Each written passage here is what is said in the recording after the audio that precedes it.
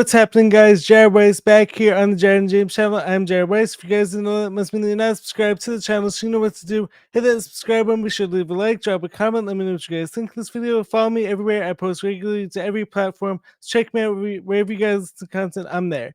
So, anyways, for today's rabbit hole roundup episode, unfortunately, RJ was actually unable to make it today. But we actually been joined by a very special guest. This guy puts out incredible content when it comes to Nephilim, like when it comes to all these like hard true subjects out there. So like he happens to be the imperfect guest, like for all stuff I always love to talk about in here. So, anyways, without further ado, please welcome Paul Stobbs to the channel. Hi guys, how we doing? Thanks for having me. So, would you mind first introducing yourself, like telling the people who you are, what you do, and then like from there, like I want to touch on some of these super interesting deep dives into the Nephilim, the Bible, all that stuff. Cool, yeah. So I am predominantly a YouTuber. That's what I have done with most of my time and most of my creative things. You can find me at UnderstandingConspiracy. It's a channel I started in about 2014, mainly as a university project originally, but it kind of Really? developed into Wow. this what it is today, a decade later. Um, and yeah, I'm predominantly known for the person who created a theory, which is based on the idea that what we call a clown today, by a modern Western standard, is a perfectly crafted symbol used to represent the Nephilim. So the series Right. I have is called "The Nephilim Look Like Clowns," and I'm writing the book on the subject currently. Really? Yeah, That's awesome. and predominantly it's an anthropological study of cultures from all around the earth who have their ancestor spirit worship rituals. And you'll find me go through and show that what they are venerating are in fact the Nephilim or the disembodied spirits of the Nephilim by Right. the biblical standard of the history of where the demons come from. And you'll Mm, find they all seem to have clown-like features. And right. my work is basically pieced together the puzzle that nefarious secret societies have indeed taken this concept and created their own version of the costume being worn to channel and venerate spirits. And that's what we call a clown. So it's an occult hidden meaning symbol. Yeah. Right. So like, my first question, for you, like, to start things off, is who are the Nephilim? In simplest terms, and also like, where they actually come from, as well as like, what on purpose were they actually created for? Okay, so the word Nephilim comes from Genesis, and Mhm. it also mentioned a few times in the early books of the Bible, post and pre-flood. So Right. the word Nephilim, if you want to break it down into its etymology, into the Hebrew term, it's two terms, Nephil and Nephal, which makes up the plural version of Nephilim. So if you want to look at the meaning between these two words, Nephil basically translates to tyrannical ruler or giant.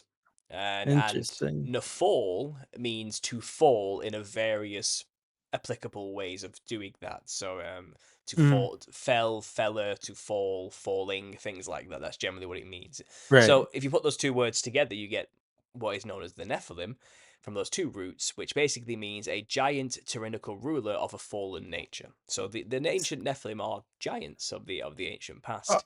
are Nephilim and giants synonyms? Yes. In a way, you could use them as the same word. Yeah, you can Right. interchange them absolutely, and they do in translations of the Bible. They do that many times. They replace the word Gibberim with giant and giant with Nephilim, and they play around with those words plenty of times in different translations. Yeah. Interesting. So, so now, like, how are these Nephilim like actually created? Like, and then like another question, like, so like, are Nephilim also like the same thing as the fallen angels? Right. Well, this is something that I try and make clear on my channel quite a lot, which I'm Mhm. sure you're aware of. So Yes. the Nephilim are not fallen angels, and this is kind of a, a misunderstanding Misconception. through the interpretation I gave you earlier that Nephilim has this to fall within its name. And people have Right. assumed, well, that must mean Nephilim are fallen angels, but that's not in the book at all. It's not actually said anywhere that that's the case. Right. Nephilim have been explained quite clearly in the book of Enoch, which is a book that some people don't consider canon. I personally do. I don't hold much weight into the later versions, the second Mhm. Enoch and third Enoch. I think there are more Gnosticized later iterations of the same story with a lot of questionable theology in there. But I think Enoch, which is referenced in the Bible plenty of times as a book and even quoted by the apostles, I think is a legitimate story in a book. And it makes clear in the book of Enoch where the Nephilim come from. They're the product of watchers who had a job of basically looking after humans and watching over them and making sure everything runs smoothly for God. They Right. decided that they thought the daughters of men were very attractive, and they gave in to the baser instincts and basically did something they never should have done. They weren't allowed to do, which is copulate with human women and create offspring, which became mighty men, as it's described in Genesis 6, the heroes of old, the demigods, the half god, half human creatures, the Nephilim, and they became giants which would just not Mhm. we could not sustain. Humanity could not sustain their appetites, and eventually they stopped being heroes and things to look up to, and they became tyrannical rulers who subjugated all of humanity and even ate them instead. Wow. It very quickly corrupted That's creation. pretty dark. Wait. So like, like, is it possible like any of these Nephilim like were actually good-hearted, like, and like good-natured, or do you think all of them like turned into these tyrannical leaders I and rulers? I think this is up for debate. Many people would Mhm. argue it's possible for a Nephilim to repent, but you have to understand the Nephilim don't have a God given soul necessarily Right. because they were never supposed to exist. They don't have a soul that's compatible. They're not like us. I don't think they have Mhm. conscience in the same way a human being would have a conscience. We're triune in nature. You know, we're flesh, we're soul, and Right. we have a spirit as well. You know, Right. they had a spirit, yes, but it wasn't of God, and they don't have a soul breathed into them as in a flesh spirit combination. Sorry, a flesh soul combination like we do, like God had created us to be. They never should have existed. They don't have anything like that. So I do think there's an issue of Nephilim feeling remorse. I think they had Mhm. evil in their hearts continuously. I think they were quite proud, boastful, hubris filled creatures because they were huge, thought they were better Mhm. than everybody else, considered Right. themselves a step above all of humanity, more worthy of ruling than any other creature. I think they even got so full of themselves that they thought they could take on their own parents, which were the fallen angels, the Really? Watchers. You know, Oh, wait. So like the Nephilim like actually came from the fallen angels, though? they came from the Watchers. Okay, so the Watchers weren't necessarily fallen angels. They had a Mhm. job. They were supposed to look after humanity, but they were Right. 200 of them, led by the angel Samyaza and Azazel as well. But people argue maybe they're the same angel. It's up for debate on that. But Mhm.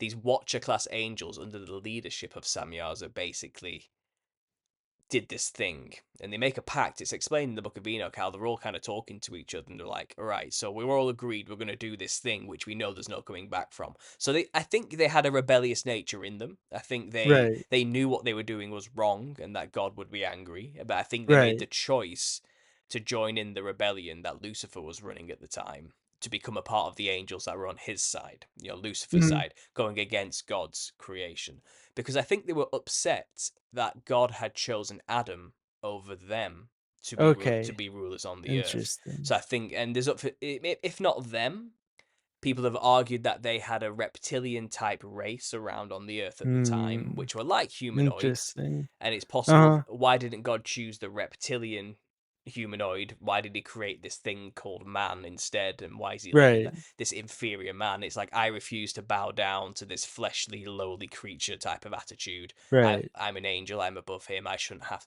So all these attitudes were kind of melding together in this weird rebellion that happened. And I think maybe they became fallen angels or classed as fallen Mhm. angels after they did what they did. Didn't the Nephilim like start off as good, and then like their hubris like got to them like after like a period of time, like do you think, or Maybe they probably had a period of childhood, of relative right? innocence, as they grew, but they Mm, grew pretty quick, and I think they very quickly right. realized I am different from everything else and therefore better, and had that attitude about them. And you have to remember as well, they didn't look human, and this is what my theory is all about. Uh, They were right. terrifying monsters. Okay, they were Right. something else. People were naturally in awe and in fear of these things, so they naturally bowed down very quickly because they didn't know what else to do, and that's pretty much how. Right. And when you're treated like that from an early age, I think that gets to you pretty quickly. Yeah, I think you Right. start to see yourself as like God. God's better than Uh-huh. God, and that type of attitude. Yeah. How big were these creatures Oh well, the first size wise? the first Nephilim were as tall as mountains. They were huge. They were Uh-huh. unfathomably enormous. The very first Right. versions. It seems like later iterations of these things, because it seems like if you look at other books, not only Enoch as well, but if you look at other books like Jasher, for example, or Jubilees, and they give these hints to what it was like later on, while the Nephilim were around. And I think it seems like the Nephilim created first of all, fallen angels mate with human women, create the Nephilim on one level. Is that story the same thing like as the Anunnaki story, or are they different? I would say the Anunnaki mythos, Right. which comes from the Middle East, obviously Mesopotamia as well, and that region. I think it's Right. more of a from the point of view of the Nephilim.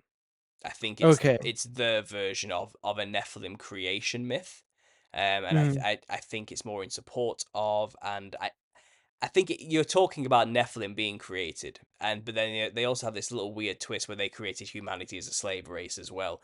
I don't think that's true. I think, but it's Okay. similar stories told from different perspectives. I Right. think a lot of lies were being told around this time to the humans about who they were. I Right. don't think the fallen angels in the heavens and the Watcher class angels. I don't think they were being very honest with people. I think they were posing as gods, pantheons of gods by many different names. That's where we get the Greek pantheon, the Hindu pantheons, the Norse pantheons, the North American flying feathered serpents, the Australian rainbow serpents.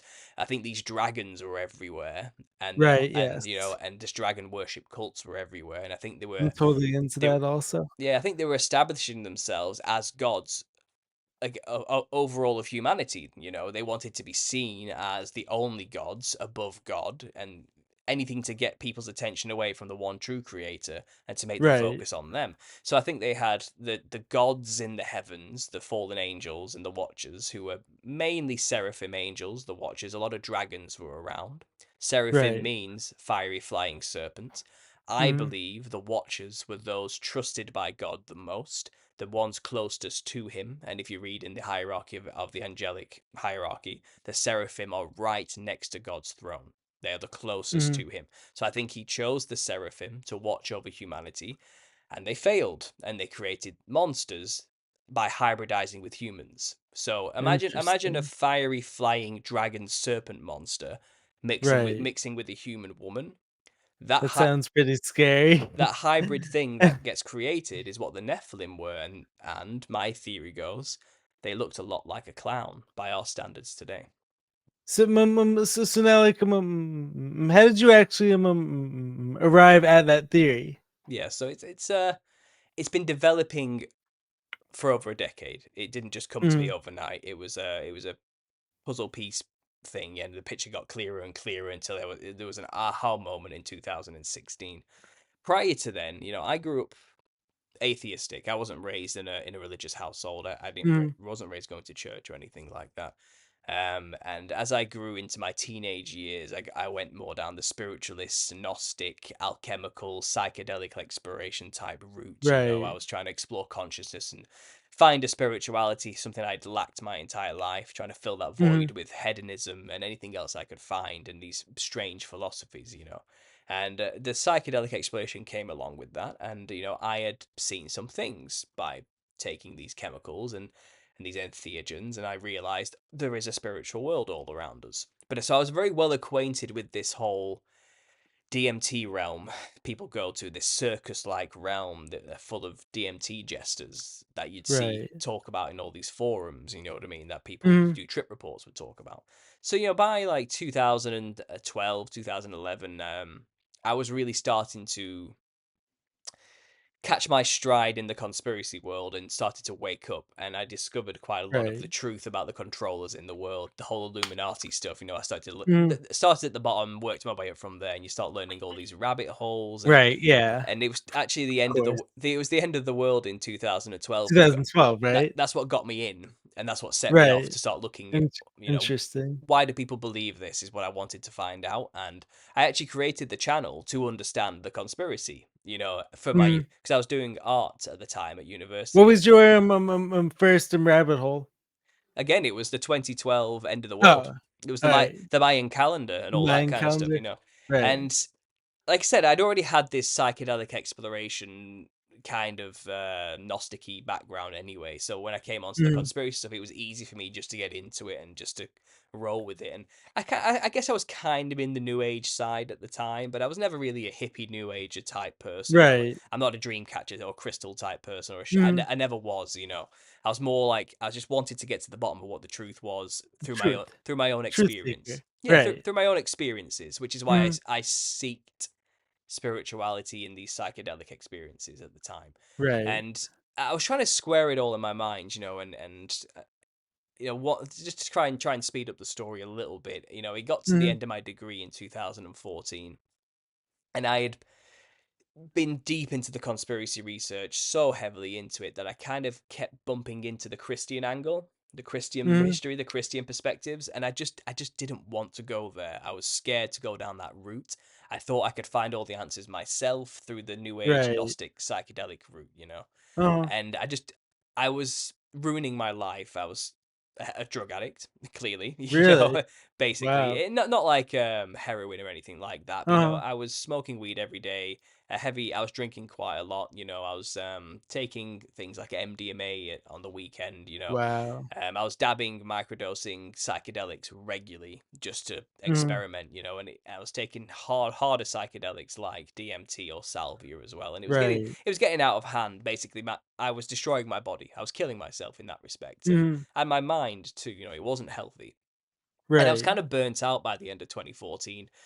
My degree had come to an end. I didn't have any direction or purpose in life. I didn't know what was going on or where I was going to go, what I was going to do with my life. I was scared, terrified, with all this knowledge about how awful the earth is and how it's Mhm. controlled by this evil cabal, you know, Right. who are all satanic, and you know, and it was, I was quite scared in a horrible place, you know, and I'd lost all hope basically, and that's when I decided, all right, because I had heard a lot about the Christian perspective and angle, and I decided, Mhm. okay, so if you're real God, sure, I'm giving myself to you. This is it. Show me the way. This is it. Yeah, I've Right. nothing else has given me the answers. You know, I didn't find any Mhm. answers in any of the other angles help me. You know, and also it was a cry for help as well because I was desperate. I was on the verge of giving up completely. You know, it was Right. I didn't know what to do, and immediately, you know, I felt the Holy Spirit in that moment. I was actually inadvertently baptizing myself at the time I asked this question. I was having a bath in a hotel room. Mhm. I was out for my brother-in-law's bachelor party, I suppose you would call it. And I was just burnt out, and like I asked God to help me. Then I had a bath. Right. I had a bath and felt this rush, and I got out of the bath. I was like, what was that? You know. But from that day, everything changed, and I didn't desire to do any of those things that were killing me anymore. Right. I dropped the desires to chase nothing but pleasure and to do these drugs. And since then, I'm completely sober now. I haven't That's smoked, you know, amazing. I don't smoke weed. I haven't touched weed in about Mhm. 7 years. I finally quit nicotine at the start of last year. I Wow. lowered the strength and went to an e-cigarette Mhm. 4 years ago, and now I'm off it completely. And it was a long journey, but he saved me that day, and Right. I focused on the word from that day. So from That's 2014 to that's 2016. that's honestly, happens to be like an incredible story. Yeah, thank you. Yeah. Yeah. Um, So um, um, yeah, yeah. Go. sorry, so Sorry. Sorry. Go ahead. during just I'll sum up the story quick now to get to the clown thing, Mhm. but the point is that led me down the conspiracy route of understanding the Christian perspective to give answers to all of what's going on in the world and why we even have a Right. conspiracy. And I started to roll with the channel then heavily after 2014 is when I really started it up and started doing what I do.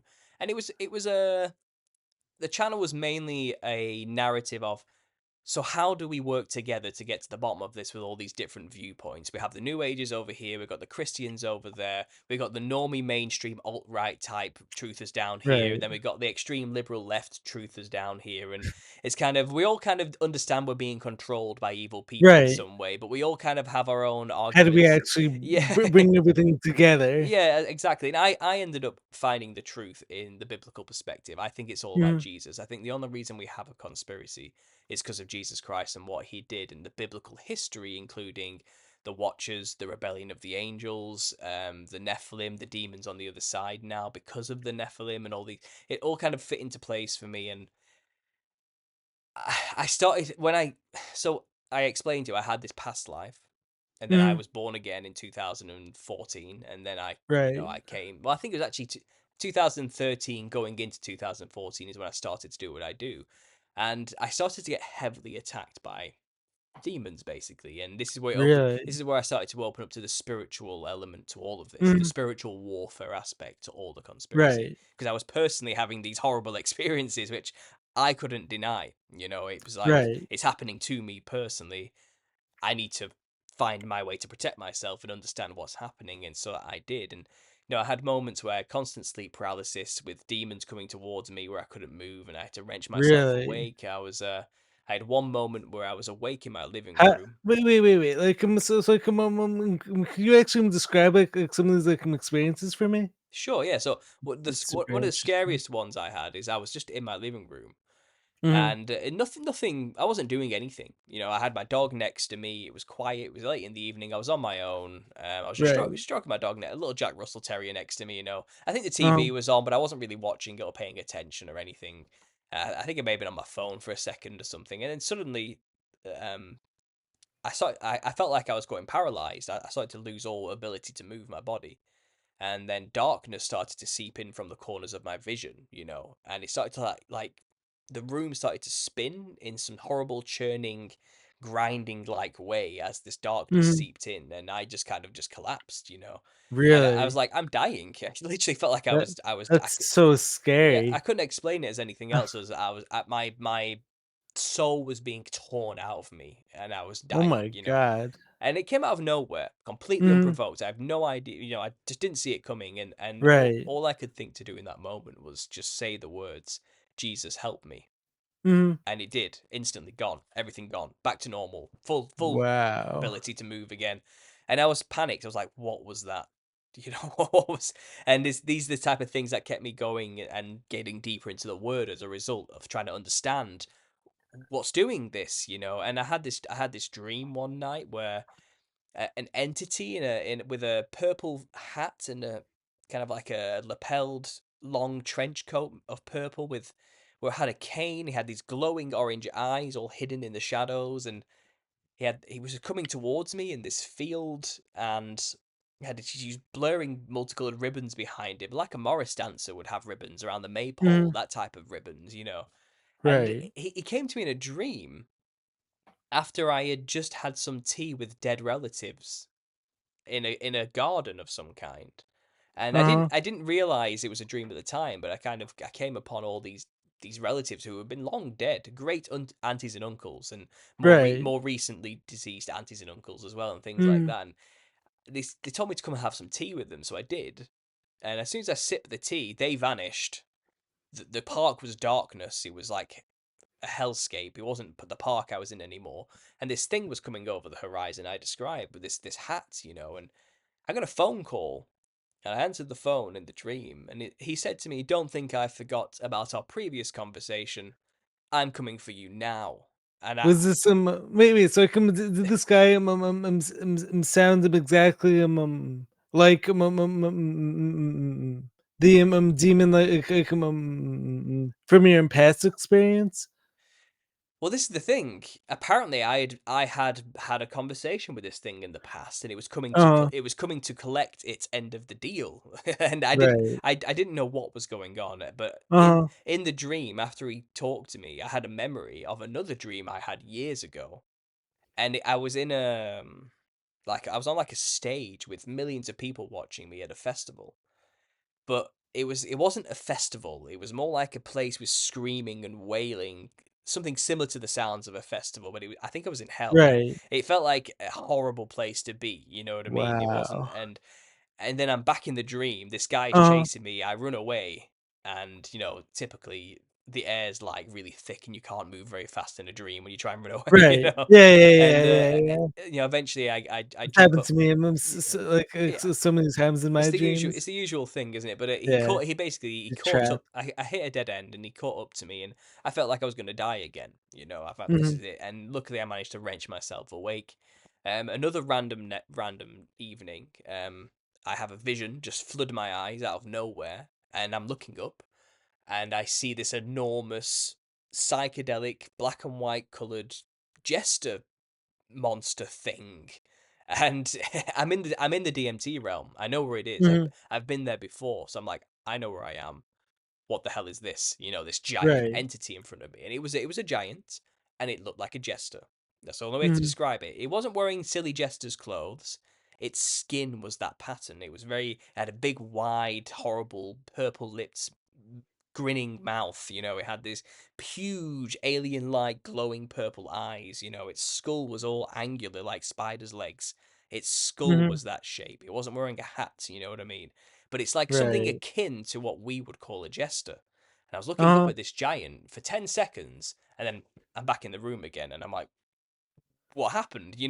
And these things Right. kept happening to me, ever since I stopped the drugs, Wait. So like all that stuff like happened to you after you stopped the drugs? after I stopped the drugs, when I quit and gave myself over to Jesus That and gave myself over to God, and I changed myself, I was born again, and all these that's desires left me. amazing. It felt like Mhm. once I had given up the sin, the, Right. the demons came for me.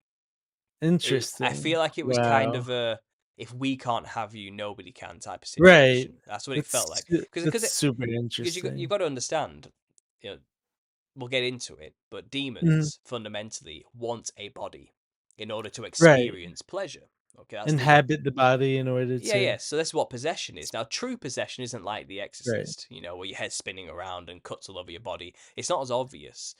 True possession is where you don't even know you're possessed. That's what they're going for. Okay, they Really. want to hide in your body without you realizing it. They'll make you do things which they find pleasurable, and they'll Mhm. experience that thing through your senses. That's the game, because they don't have bodies, Right. or and can't experience anything without our body or our senses. They don't have hands, a mouth, Mhm. eyes, a nose, ears, a tongue anymore. They can't experience any pleasure. They have nothing. Demons are trapped in this place, which Jesus described as a dry place, a place where they Um, hunger and thirst but cannot quench it. So that's why um, they um, need a body. wait, So wait, go ahead. wait. So Go like, ahead. what are your thoughts like on this idea when it comes to alcohol, like actually inviting demons, like these like evil like spirits, like mince people's like lives, whoever like drink like the alcohol, especially because like alcohol is actually is actually referred to like as spirits, like so like what are your thoughts like when it comes to like alcohol, like actually inviting in demons I think into people's it lives, can work both ways. Like you said, a lot of alcohol, they call them spirits for a reason. right? And I don't know if it's a case of if you drink alcohol, you bring a spirit in, or if Mm, it's more a case of if you already have spirits, they're gonna make you drink alcohol. all right. I think it's a chicken before the egg situation. I think Uh-huh. it's probably both, to be honest. Right. I think doing psychedelics, for example, Mm, does open portals and gateways and channels for them to more easily, readily take control of your body, yes. because it's kind of like you're giving yourself over to the spirit. So Vices and stuff like that, if you right? drink a full bottle of vodka, you have Right. willingly given access to a chemical into your body to change your Right. state. It's permission. Mhm. It's permission. You're allowing it in to change you. So in a sense, Right.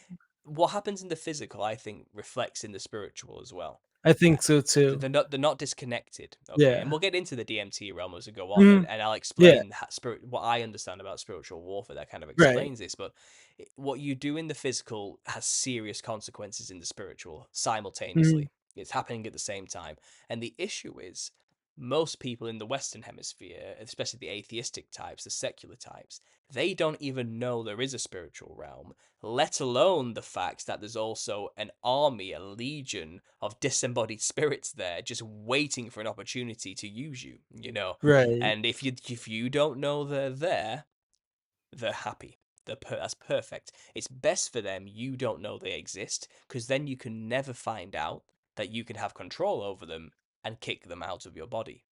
Does some concept also tie into the whole idea that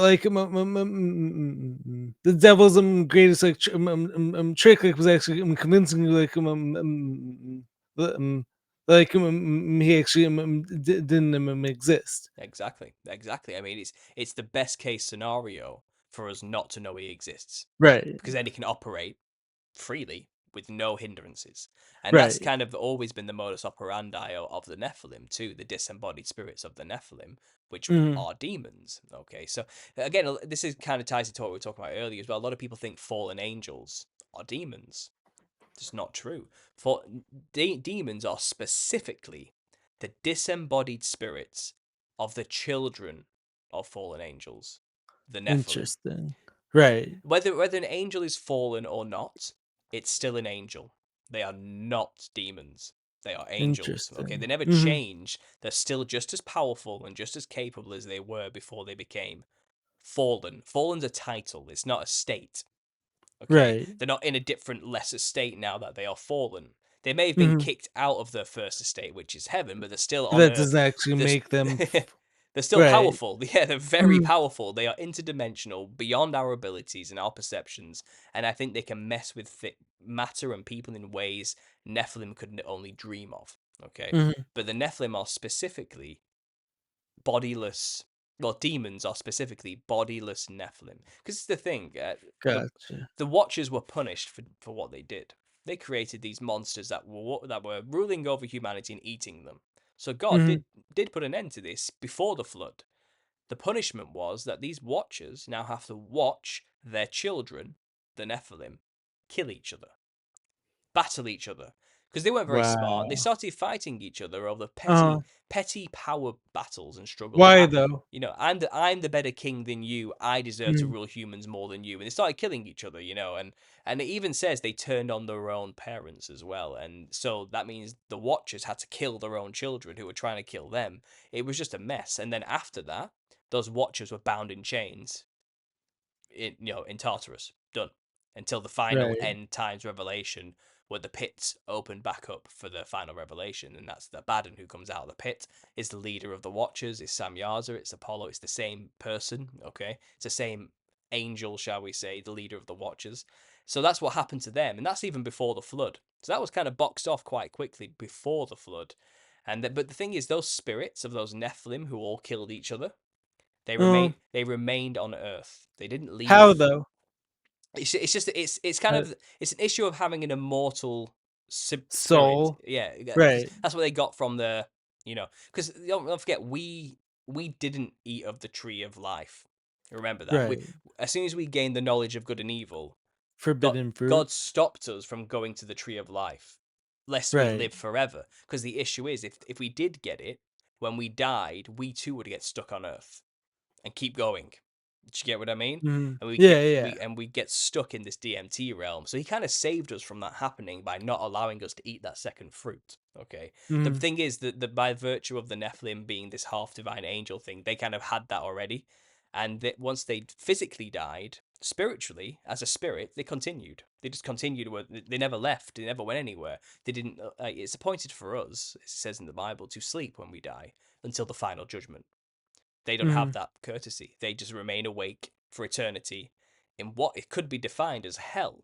because it's Right. they're in this place where they hunger and they thirst and have desires and wants and needs, and they can't do anything. They don't have a body. And that's a demon by any Right. standards. That's why we have demonic possession. That's why legions of these spirits end up in one body. They do anything they can, to cling on to that minor little bit of pleasure they can gain from us.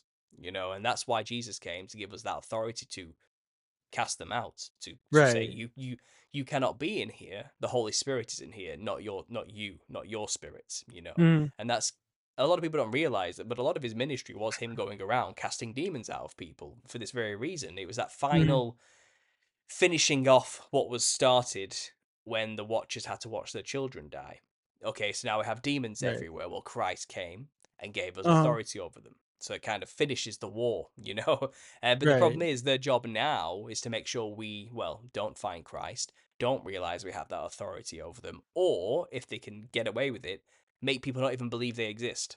Do you know what So I mean? wait, so is that also like part of the reason why the quote unquote people who are in power these days are so like focus on like keeping us distracted keeping us doing all these low vibrational activities and all that type of stuff is actually because like all those low vibrational activities are actually more conducive it's like allowing in the demonic possessions and whatnot.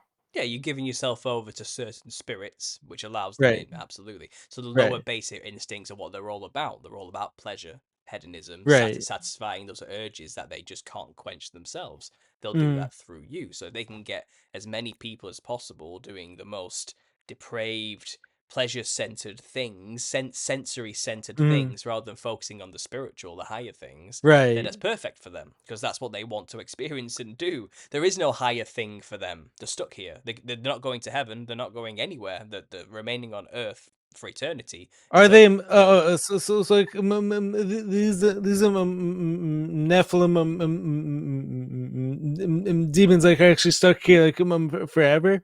until the final threat, Judgment and is then the old heaven and earth just get, a new heaven and earth is created. right. They'll get thrown in the lake of fire and basically destroyed at Mm, the very end of time. But until then, we're stuck with them. It's kind of a right, so, but it's not without hope. Jesus came and gave us authority over them, so they have no power over us. Should we take it? right. That's the point. So it's not all hopeless. They're a defeated enemy, but our ignorance is what fuels them. The less Interesting. we know, the more power they have. So this is why we have Right, things like secret societies and occulted knowledge. Secret societies are humans who work with them. And right, there's a hierarchy to this spiritual war, like a military. You've got the fallen angels on top, you've got their children, the Nephilim, on the bottom, and then you've got the physical humans below them who answer to each other. And the secret societies, I would say, are the physical human foot soldiers for the spiritual demonic soldiers who answer right. to the principalities in heaven, which are the angels, the fallen angels, and their parents. Mhm. It never stopped. They're a tightly oiled machine in that respect. It's a military operation, it's spiritual warfare, Interesting. but it relies on our ignorance. So that's why everything's occulted. That's why hidden knowledge Right, exists. And that's why you have right, initiations and steps and degrees to learn these truths. And that's why they can drip feed and control it to certain initiates to give them that sense of grandiose, I have the knowledge, therefore I have power, playing on the pride of right, humans to keep them within these societies, giving them stuff like power and money. And it's all just a ruse, because ultimately the ultimate power is just having Jesus Christ and the Holy Spirit. You defeat them instantly. right, But a lot of these other cultists like to believe that they have some kind of mystical power over the demons by doing the right incantations and making the right sigils or something. But the truth is, they have no power over them. You know, wait, like, so how do like like when it comes to like worshiping these Nephilim, how did that actually get started, in a sense? It Then, started. It started in the very beginning, before the flood. You had uh-huh, Cain's lineage. So you had Seth and Cain. Cain killed Abel, went off and did his own thing and created his own right, lineage. Then you had Seth's lineage. So it was the daughters of Cain, I believe, who created the Nephilim to begin with. It was kind of the enemy of my enemy is my friend situation. And I think Mhm. the Watchers or the fallen angels and Cain made a deal, and Cain said, "You could have my daughters to ruin God's creation. By all means, go for it." You know what I mean? It was one of those pacts, Right. and as a result, Enoch, Cain's first son. So there's two Enochs. First of all, this is the bad one. This is Cain's Mhm. firstborn Enoch child. Okay, it seems like Enoch created mystery schools first. And he's the one who then started to take all the knowledge which Cain had from Adam, which Adam got from God, the seven Mhm. sacred sciences, the knowledge of how the universe works, all the first knowledge from when he walked with God in Eden, all that knowledge, they occulted it, they kept it hidden to themselves, and they used it to exert power over humanity. You Interesting. know, Wait. So like is that like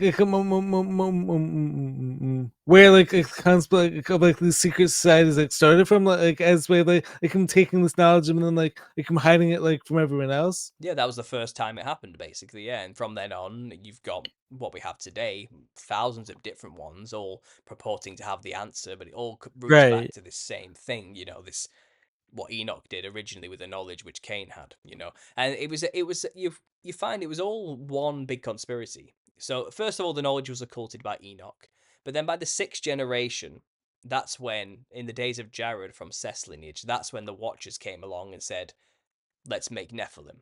So it wasn't straight away, but you'd find Enoch had already created a lot of cults by that point, focused around sun worship or nature worship, things like Mm, that. Taking the attention away from God, focusing more on the pagan ideals and the sun, let's right. say, or the moon or the stars or whatever Right. it was, anything else Mhm. but God. Then when the fallen angels, the Watchers, started doing their thing, then you have pantheons of gods to start worshipping. So then you have these cults created that worship all these Greek pantheons, Hindu pantheons, all sorts of pantheons, getting the angels Right. involved in the religion and creating the gods, plural rather than one god. And Interesting. then they had their children, the demigods, which are the Nephilim, you know what I mean? Right. So this is Yes. Greek mythology and That makes biblical sense. mythology are the same, just by different names. I mean, even in Greek mythology, you have the Titanochemy, which is Zeus, which is the battle between the gods of Olympus and the right. Titans. Well, the gods of Yeah. Olympus are the Watchers who created the Titans who were killing them, and it's a war between the fallen angels and their children. The punishment God made them suffer. It's just from a different Mhm. perspective. It's just told with a new Mm. cultural allegory with different names, but it's the same story. So And wait.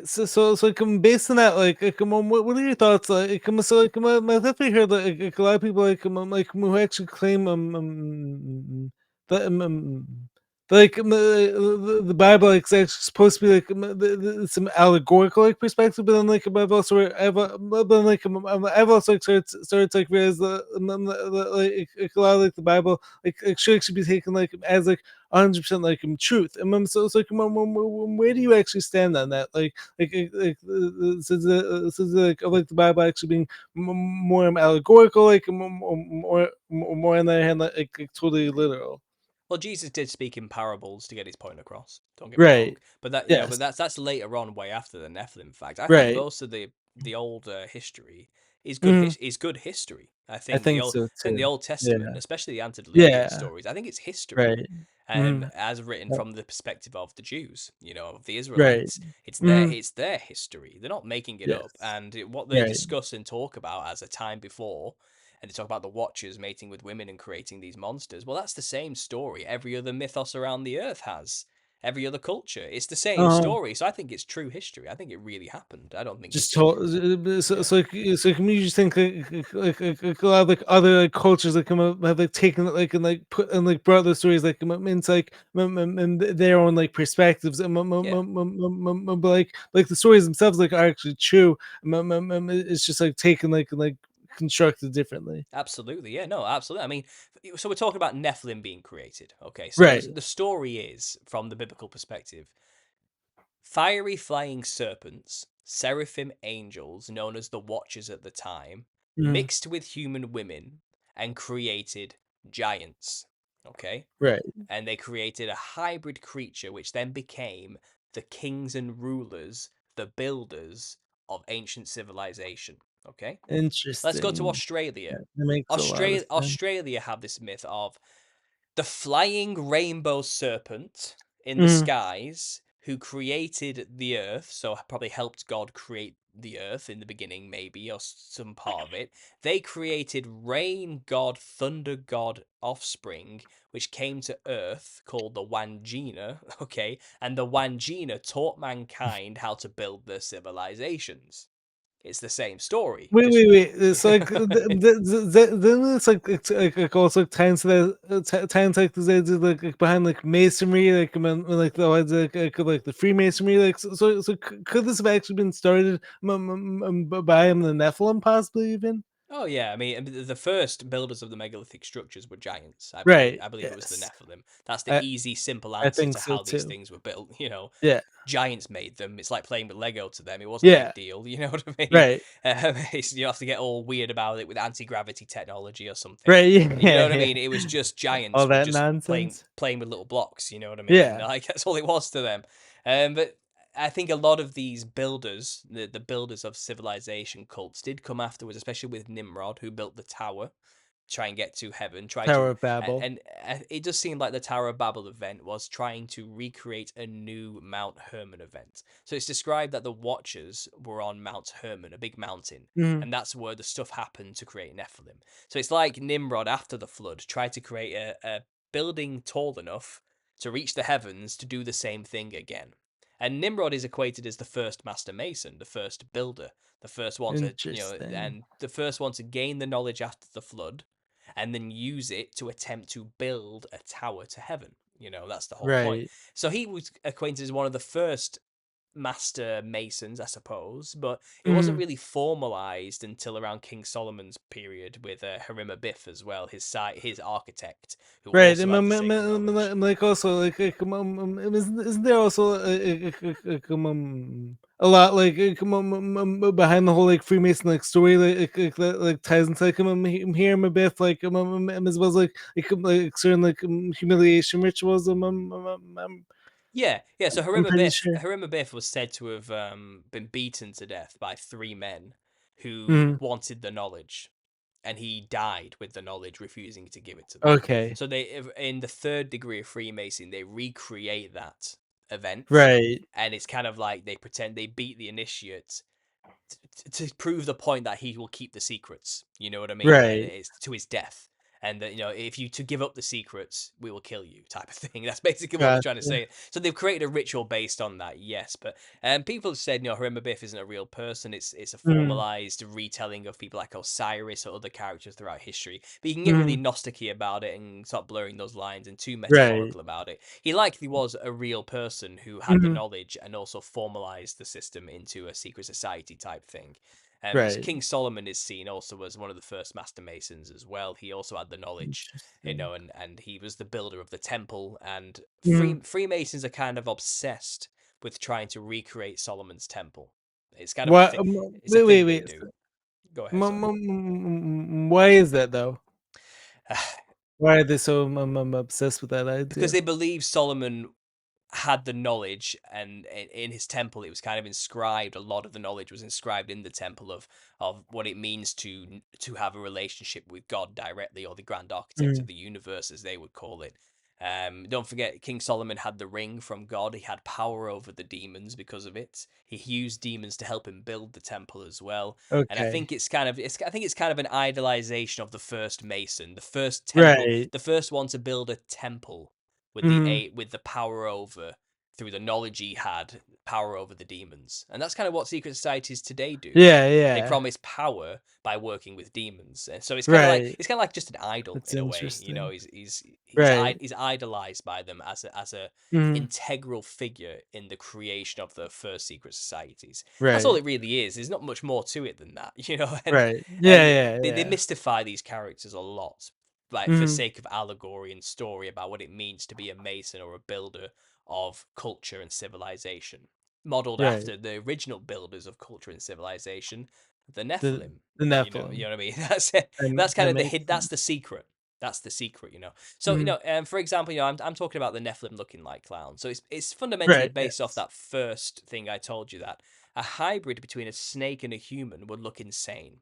Okay, it wouldn't look like a human. you always see these images of Nephilim everywhere on YouTube videos. It's always like really Right. big, hench-looking Conan the Barbarian-looking men with huge pec muscles, big long Right. brown hair and beards, bulging biceps. It's like they're too human. That's not what they would have looked like. It's likely they would look like a mix between a reptile and a human. So let's break that down, shall we? Then we'll talk about clowns along with Yes. it. So Yes. first of all, a clown in the Western world, as we understand it, the base is white skin, red hair. That's the Mm-hmm. base of a clown, okay? You Mm-hmm. just from that alone, you don't really have a clown, but that's what most clown is. That's the template, okay? Well, that funnily Right. enough is the common descriptor to describe all of the Nephilim. They had porcelain white skin, and they had Mm-hmm. red hair, blood red hair, crazy shining red hair. Often it was Right. gold as well. They have gold hair as well. That's another common one. But fundamentally, it was red with white skin. Even most Mm-hmm. modern encounters we have where people meet giants, like the Paiute Indians of North America, for example, who had to deal with Mm-hmm. these cannibalistic giants that they had to kill and go to war with. White Right. porcelain skin, red hair. The Interesting. giant of Kandahar incident is a really popular one in the circles. It was a really pale skinned, red haired giant. That's kind of just the base. That's the base of any Nephilim creature. And I Mm-hmm. think I think they inherited this from Cain's lineage. Because people have Mm-hmm. argued what the mark of Cain is for a long time. Mm-hmm. But there is a book called The Book of Lamech of Cain, which was released by the Vatican only 2 years ago, actually, which gives the perspective of Cain's lineage during the antediluvian age, the pre-flood time. And Mm-hmm. his great great great great great grandson, like 6 generations down, is called Lamech. And Cain and Lamech is like, why do we have porcelain white skin? Why is our curse given to us from our great grandfather Cain? We have Mm-hmm. we look like vampires. We have white skin like this. You know what I mean? Right. Not like me with a bit of pink and red. We're talking white, paper white. Right. And they were like, this is the curse we got from our grandparents. But it's like, and he's trying to go on a quest to find out who did Cain marry exactly to create all these Mm-hmm. people. And it's kind of like, you can go on forever about the Book of Lamech of Cain, but one thing it tells you is that the mark of Cain was porcelain white skin. Now that would match up with the descriptions of the Nephilim if it Right. was the daughters of Cain who had this porcelain white skin who Mm-hmm. mated with the Watchers. So that's I think that's where Right. I think that might be where the Wow. white skin comes from. That's Okay, really interesting. yeah, just that alone, and the fiery red hair. I think Mm-hmm. that's a fallen angel thing. That's a fiery flying serpent motif. Right. They were called the glowing ones in other cultures. Mm-hmm. North American cultures refer to them as the glowing ones as well. I think they have like an aura about them because they were half angel. I think they had this glowing, pearlescent, shimmering thing going on. You know what I mean? Like the Mm-hmm. vampires in Twilight had shimmering skin. Right. I think that's true in a sense. They had this pearlescentness to it because don't forget a reptile mixed with mammal skin, reptilian skin, mammal skin coming together. It would be like it Scaly, right? it would be scaly but flat at the same time with like a Mhm. shininess to it, and it would just be so Right. bizarre. And I reckon, if you look at any snake or reptile or lizard, they're very colourful. They have a Yes. lot of patterns all over them. They're very psychedelic, colourful creatures. And I Mhm. think the Nephilim not only would have a base whiteness to them, I think they would have had this psychedelic coloured, reptilian style patterns all over them in some weird way. Even maybe black and white check is a really common one. If you look at the underbelly of a common British corn snake, it's black and white squares going all the way down, checker patterns. Right. Snakes can have those patterns, and I think maybe the Nephilim did too. But when you look at the costume of a modern day clown, it's nothing but these psychedelic fractaled colored patterns Yeah. and these Uh-huh. stripes and lines. So the Nephilim would have looked like clowns not only by virtue of the clown costume being very similar, but also by the virtue of the white grease face paint and the red hair. Now let's get into the facial features. Lizards or snakes, they Mhm. can dislocate their jaw in order to eat their prey. They can get around it and just keep going down and down. they Right. can they can have a very wide maw, and Mhm. I think the humans, the Nephilim, would have developed that same feature and therefore had very wide, grin-looking mouths, lips, very thin, wide lips, like a huge, big Joker Jester smile from the front. You look at the front of a viper; it looks like it's smiling at you because of the nature of how Right, wide yeah. its mouth is. It wasn't That's really, it wasn't interesting. really smiling. It's just the way the mouth rests. But I think that's again a clown feature as well. Big Mhm. wide smile. They got it from Yeah. mimicking the Nephilim with a Uh-huh. big wide smile. Now, Interesting. now remember, snakes don't have lips, but we do. Now imagine big red lips on a big wide smile mixed together. I think It that's what looks like a clown. that's the clown makeup with a big Mhm. red wide smile. It Mhm. could also be metaphorical or symbolic for the cannibalistic nature of the Nephilim, eating humans all the time, having B blood around the mouth as blood well. around right. It could be That that, makes but sense. it also could be Mhm. just a very literal feature. A reptile with big red lips would look weird, like a big Mhm. smiling clown monster in front of you. So they had big eyes, huge eyes. Again, like serpents have these big bulging eyes. You'll Yeah. find, I think clowns often put makeup on to exaggerate the size of their brow ridges. They make them look really tall, don't they? And that's Mhm. actually often painted in with blue shadow. If you do that, paint big black lines and then color it in blue. If the clown closes his eyes, it looks like it has giant blue glowing eyes because Uh-huh. the Nephilim also had big giant glowing eyes, multicolors, many colors, and I think they also had a reptilian slit rather than a big round pupil by virtue of being half snake, half human. Clowns Mhm. often paint a slit going down the eye as well because everything about a Right. clown is a perfectly crafted, designed, sculpted symbol to metaphorically represent Nephilim features. And there's a So wait, perfect wait, wait, wait, wait. So then, like, based on that, how did clowns first like, come about, like, in like our modern culture? Sure. So we'll go through the history of that and I'll explain Mhm. exactly why we have it. So first Mhm. of all, just to quickly summarize the clown features, all being references to the Nephilim. We've done the face, with a big wide Yeah. smile, the slits down the eyes, the wild hair, the elongated forehead or the skull cap. Nephilim have found elongated skulls everywhere. They're Nephilim skulls. The Nephilim too would have had big, long, thinner, long stretched out skulls. And that's why clowns have these skull caps on as well to Mhm. accentuate the height of the head. Clowns often wear really big shoes because they have giant feet, because they're giants.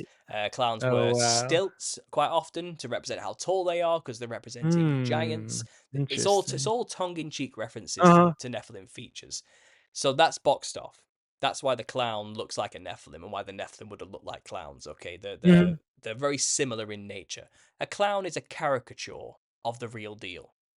Okay, that's what it is. It's like Mhm. a cartoonified version of what the Nephilim truly would have looked like. Terrifying monsters to behold, really psychedelic, weird looking things. Okay, so let's go into the Right. history of why we even have a modern clown and how this happened. So originally, this all comes from something called the Commedia dell'arte movement, which kind of developed through the Middle Ages up into the 16th century, where it really became public again. Prior to that, it was a relatively underground movement because of the highly Catholicized Europe. It wasn't really allowed to have these performances. Street art and theatre performances were considered something of the devil at the time. So they were a very underground culture up until about the 1600s, that Enlightenment period where art flourished everywhere again. And this is Mhm. where we kind of start to see the first real proto Western clowns become a thing.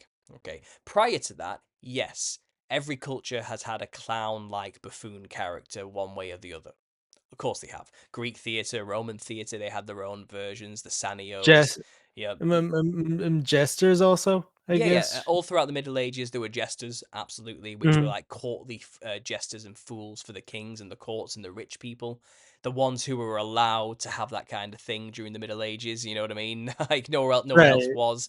So Mhm. a lot of these performers, which came out of Greece and Rome, after the collapse of Rome in like 500 AD, they found a lot of their work by becoming jesters for kings and private shows because they weren't allowed to do public theatre shows anymore. That's kind of how a Mhm. lot of these jesters came about.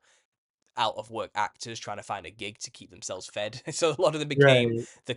the court jesters. That's where that phenomena kind of Mhm. arose. But even then, that they were on their clothing is only really modeled after the king. They have the fake crown, the scepter, Uh-huh. the pompous clothing like the king would wear. They were meant to keep the king grounded, weren't they? Mock the king. Right. They were the only ones who were allowed to denigrate the king, type of thing. Mhm. But they had very little to do with Nephilim, the jester image. Uh-huh. It wasn't really connected then. Okay, and even then, going into the past, there's always been this thing called clown societies, and Mhm. the idea of a clown like backwards person in a society being a very important religious figure has always been around. It's always been there as a means. So I think there's always been like a connection to the Nephilim through certain societies and cultures. I mean, the Heyoka, Right. for example, is an ancient symbol for North American tribes who have this clown character with black and white stripes all over it. Were silly red shoes as well, funnily enough, you know. But they're venerated in their culture as extremely important, necessary figures in order to keep society working properly. And you Interesting. call and they become like the shamans of the group, and these are known as Right. clown societies. So they've kind of always been around, but Uh-huh. but the Western clown isn't that. It's something else. Okay, so this is what I'm trying to explain where we got our image from Right. of a clown. So our image comes from something called the Commedia dell'arte movement, which came out of Italy after the collapse of Rome and traveled all throughout Europe. And it was a group of traveling actors who would go from city to city, putting up a quick stage, putting on a quick improvised show with a group of stock characters. People would give them money, they'd pack up and go to the next. That's all they would do. Okay, that's called the Commedia dell'arte, and they Mhm. did that for a good like 800 years. Okay, they were Wow. and they developed a lot through that time. Many troops arose and grew out of that time, you know, doing their own thing, inspired by them. But the stock characters pretty much stayed the same. It was like maybe like 8 to 16 characters, and they were all based on characters people could relate to. The rich Mhm. man, the soldier, the policeman, the daughter of the rich man, the servants, you know, the clown fool like character, or the drunk, the town drunk. They all had their own stock version, you know what I mean? And Mhm. they did it by wearing masks. Really grotesque, Mhm. horrible looking big nose masks with like horrible angled faces, you know. And they were all Right. in their own way a type of clown. Uh-huh. They were all comedy characters. They all had a role to play in the comedy, you know. Mhm. But there was one specific character that kind of got added in the 1600s, and he was a new character that got added called Harlequin. Now, this is the first true proto clown. Okay, so Harlequin was, well, it was modeled after Arlecchino, which came out of the Bologna area of Italy, the Mediterranean region. And he was Mhm. kind of he was also the servant of the rich Mhm. man. Is the role Harlequin played, but Harlequin was kind of fused. The image of a jester-like creature was fused with the image of something called the Wild Man of Europe. So these traveling groups picked up an extra character because everywhere they went in Europe, they all had this weird tradition they did every year around winter period called the Wild Man tradition. And they all Uh-huh. dressed up in horned beast, hairy, psychedelic colored patterned clothing and had a wild party. And then they fasted afterwards for like 40 days. Right. But they all dressed like these hairy, wild, Bigfoot looking horned beast monsters called the Wild Uh-huh. Man. And it's everywhere. It was every country in Europe, spanning thousands of miles. They all had their own version of it with different styles and ways of doing it, sure. But it was always the same. Like it was this representation of a demonic monster. And Right. that's what they modeled Harlequin after, the Wild Man. So Mhm. Harlequin, the name Harlequin, it not only comes from, it's pronounced Arlecchino, Arlecchino. So Mhm. Harlequin in it's Italian, they call it Arlecchino. Arlecchino is based off a French wild man character called Helikins. So Mhm. Helikins is a very huge giant with a club, covered in hair, who had a band of monsters who followed him everywhere. Demons who followed him Right. everywhere. So he was a Nephilim. He was a Right. Nephilim creature, okay? A giant Right. Nephilim monster. And Harlequin's clothes were modeled after the way people dress like this hairy creature. And it's Mhm. multicolored, patterned patches all over the skin with tufts of hair sticking out. So whatever these wild men looked like that these people were modeling after were pretty colorful creatures, and they Right. reflected that in the Harlequin character. So Mhm. Harlequin becomes a member of the Commedia dell'arte, and he Mhm. plays the demonic role. His character is the demon.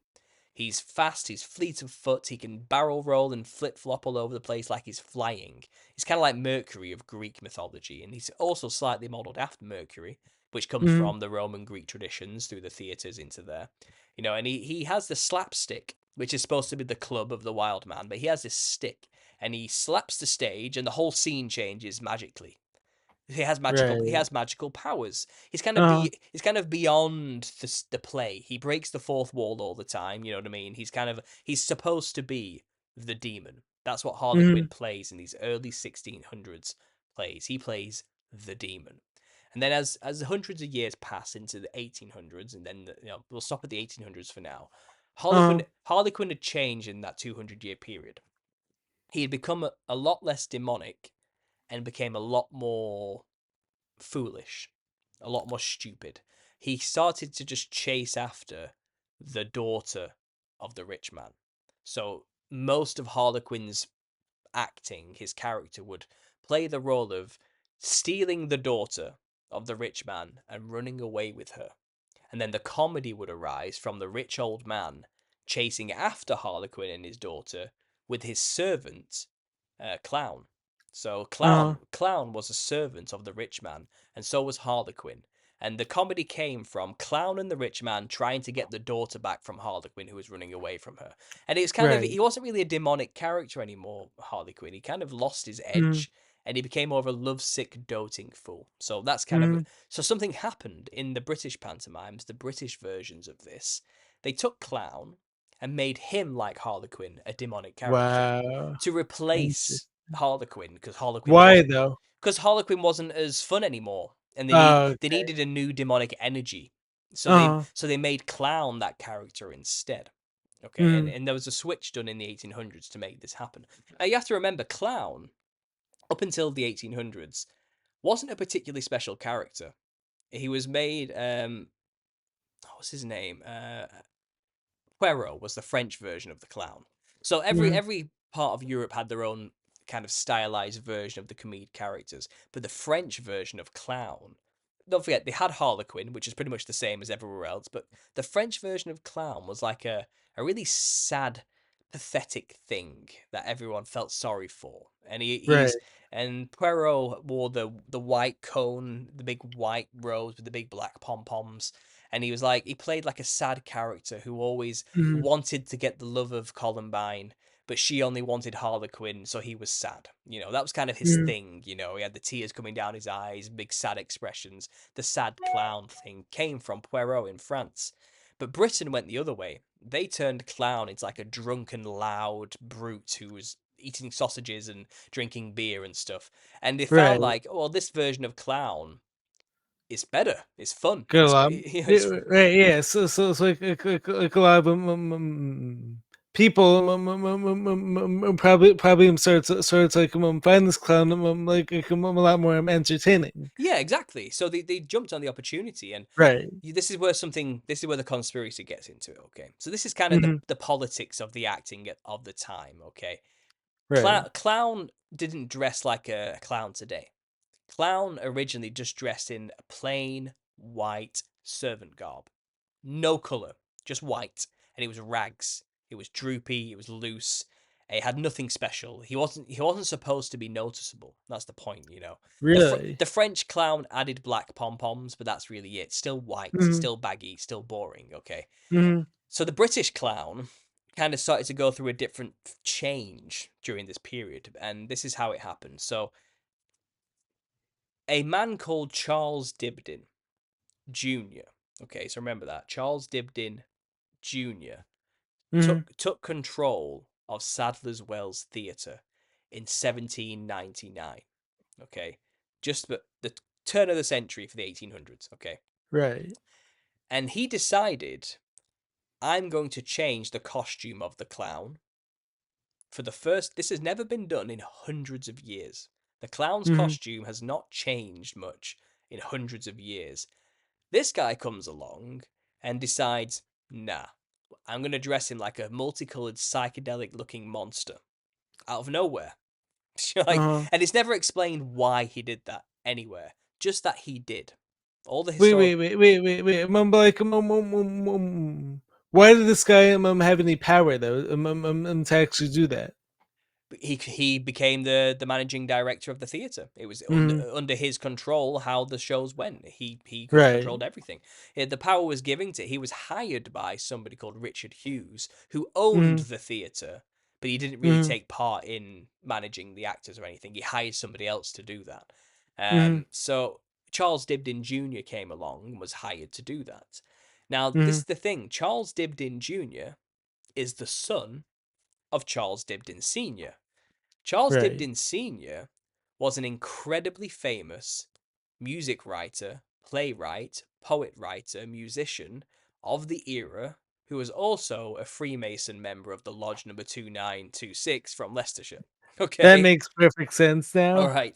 So Now Charles that all Dibdin makes sense. Sr. was an incredibly famous person of the day. Uh-huh. The most famous musician of the day. Like an extremely powerful music media mogul of the era. Mhm. You know what I mean? Right. He was the big dog of the time, and his son was given the privilege of taking over one of the most important theatres in London of that time too. Uh-huh. And his son went on to change the clown to dress like what looks like a demonic monster. And Right. and no one knows why. It's never explained why he did it. Just that he needs to make his mark on the industry, so he did it. Okay, Uh-huh. but I found out why. This is what my book is going into. This is what all of my research is Mm. about. It turns out the Dibdins loved India. Mhm. Charles Dibdin Sr.'s brother, Thomas, was a member of the East India Company, which is the British Navy of the time who was colonizing India. So they were taking over East India, around Calcutta region, going into it, and they were basically colonizing India. Britain was taking over India at that time period of history. They were just Mhm. getting their foothold there, and Charles Dibdin's brother Thomas, was there all the time, and Charles Dibdin Sr., his brother, visited, Mhm. regularly, spent time Right. in the newly colonized areas of India, and they Mhm. brought back with them a lot of knowledge and information, as a Freemason would, about Right. about the demonic law of India. They brought it with Mhm. them. They brought the iconography back with them. And I believe his son probably had the exact same knowledge, the exact same information, who took over the industry, of the theatre. That makes And it sense. seems like, and I've looked into this, and you can watch my videos about this, and I've shown the Uh-huh. comparisons. It seems like they've modeled the new costume of a clown after a Rakshasa demon of India. They dress the same on the temples, they're wearing the same Really? clothes, they're wearing the same patterns. And the Rakshasa demons of India are Nephilim by biblical standards. They're Wow. exactly the same. They're the same That's story. super interesting. They're like snake human hybrid Make monsters and Uh-huh. giants.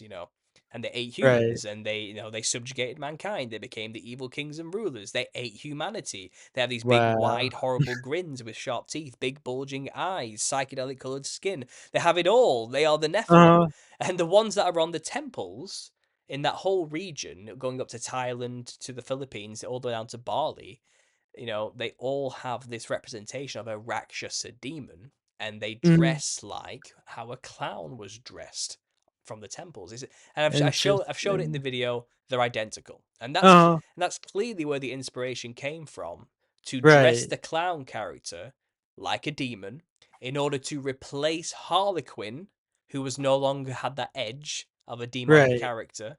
Clown became the new demonic character. Harlequin Mhm. took a back seat, but both characters, Harlequin and Clown, modeled after demons, Nephilim Wow. specifically. The Wild Man of Europe for Harlequin, the Rakshasa demon of India for Clown.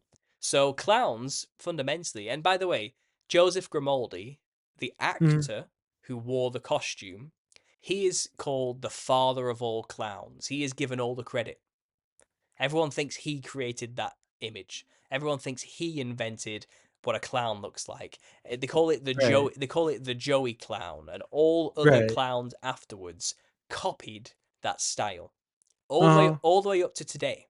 The style hasn't changed much, okay? That's where we Right. get a modern image of a clown from. And Joseph Grimaldi is given all the credit, but he didn't create the image of a clown. It was the son of a prominent Freemason called Charles Right. Dibdin. Okay, That's but so that's not really interesting. told in the history books. They don't tell you that. Uh-huh. You can go and find Right. it. You can go and find all this information. It is there. It's documented.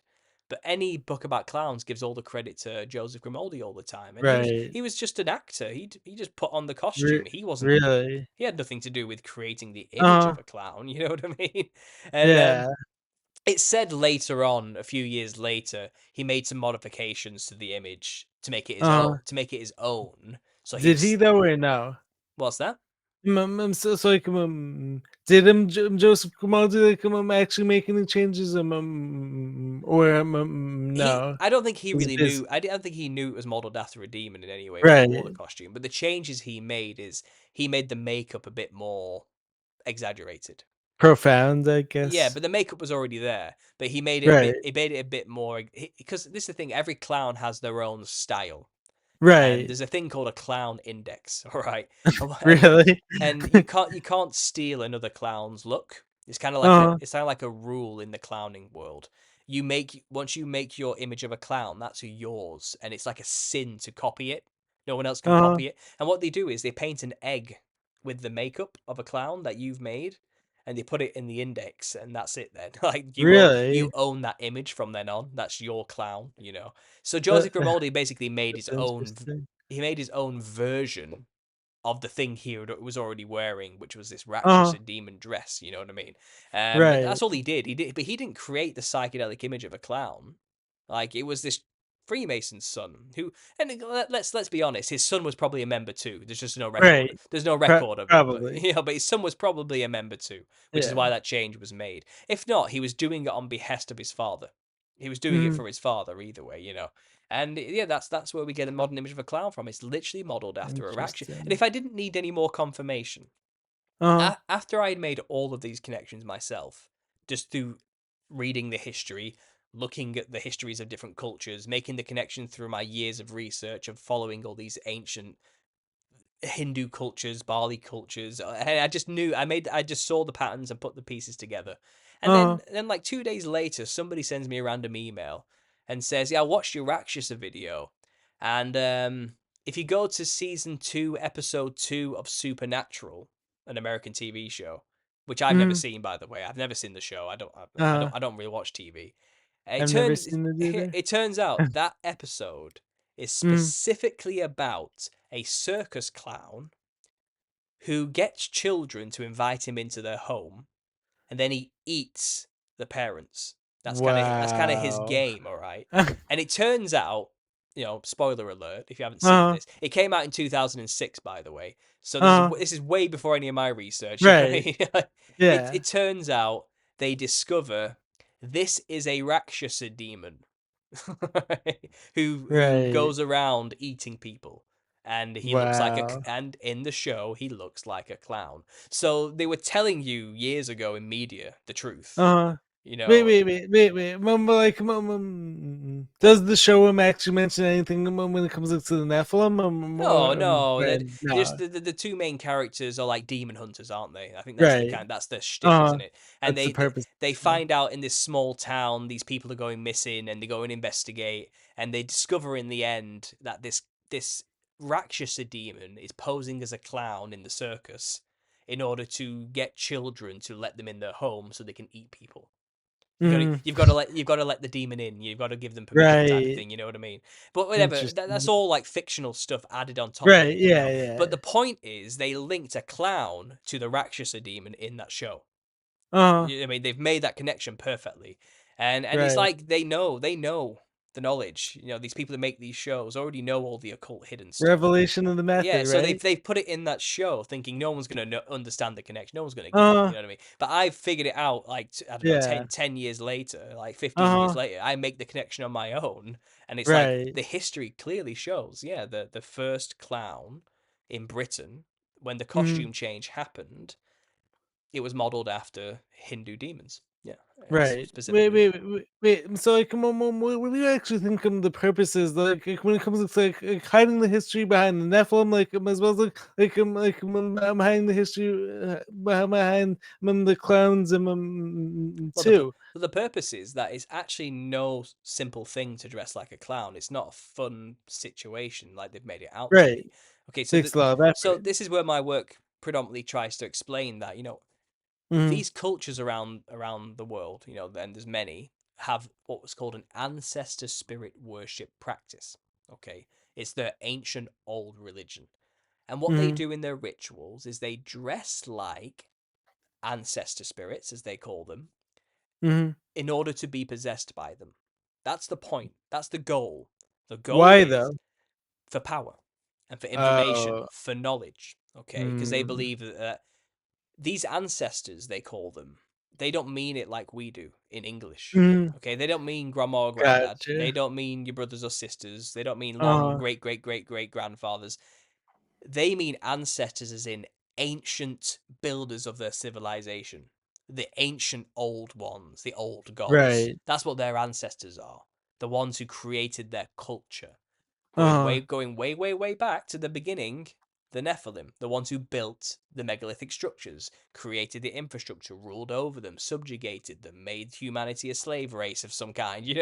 Those ones. Right. That's who they're talking about when they say ancestors, okay? And to dress like Mhm. them, they dress like psychedelic, multicolored, crazy patterned clown things, just with their own cultural differences, but Spin on it. it's Right. always the same. It's always the same, and, Mhm. and usually it comes with whiting up the skin in some way with chalk paint, painting their lips red, adding polka dots all over their skin, putting on a big feathery red fiery headdress of some kind. A lot like what we would call a clown by Western Clown. standards. Wild red Uh-huh. hair, white skin. It's the same thing. Now, in these ancestor spirit worship cultures, they dress like the thing to be possessed by the thing, to gain power from the thing. Right. In the West, when we dress like a clown, what do we think we're doing? It's just a bit of fun for the Doing kids. something funny, right. It's just a bit of fun for the kids, right? It's nothing. But Right. that's not the case. If they know what they're doing when they dress that way, okay, that's great. They Mhm. know. They don't even hide it. They tell you that's what they're doing. Yeah. Just because we're ignorant of it, when we do the same thing, we're doing the same thing, whether we're ignorant of it or not. We're allowing them to Interesting. take over our bodies. Now, this is the secret. You'll realize this now I've said it.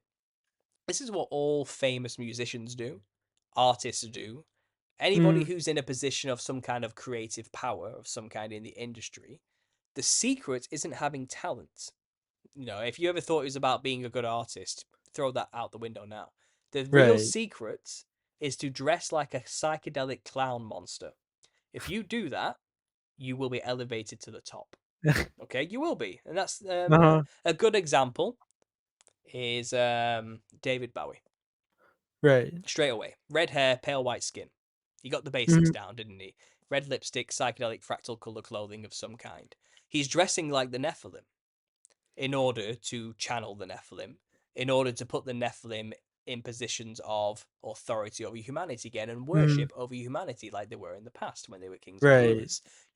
All he does is become a channel for them, so then they can live vicariously through his body and his life, and he's Wow. rewarded for that with fame, Mhm. fortune, adulation. He gets his house, gets all his money.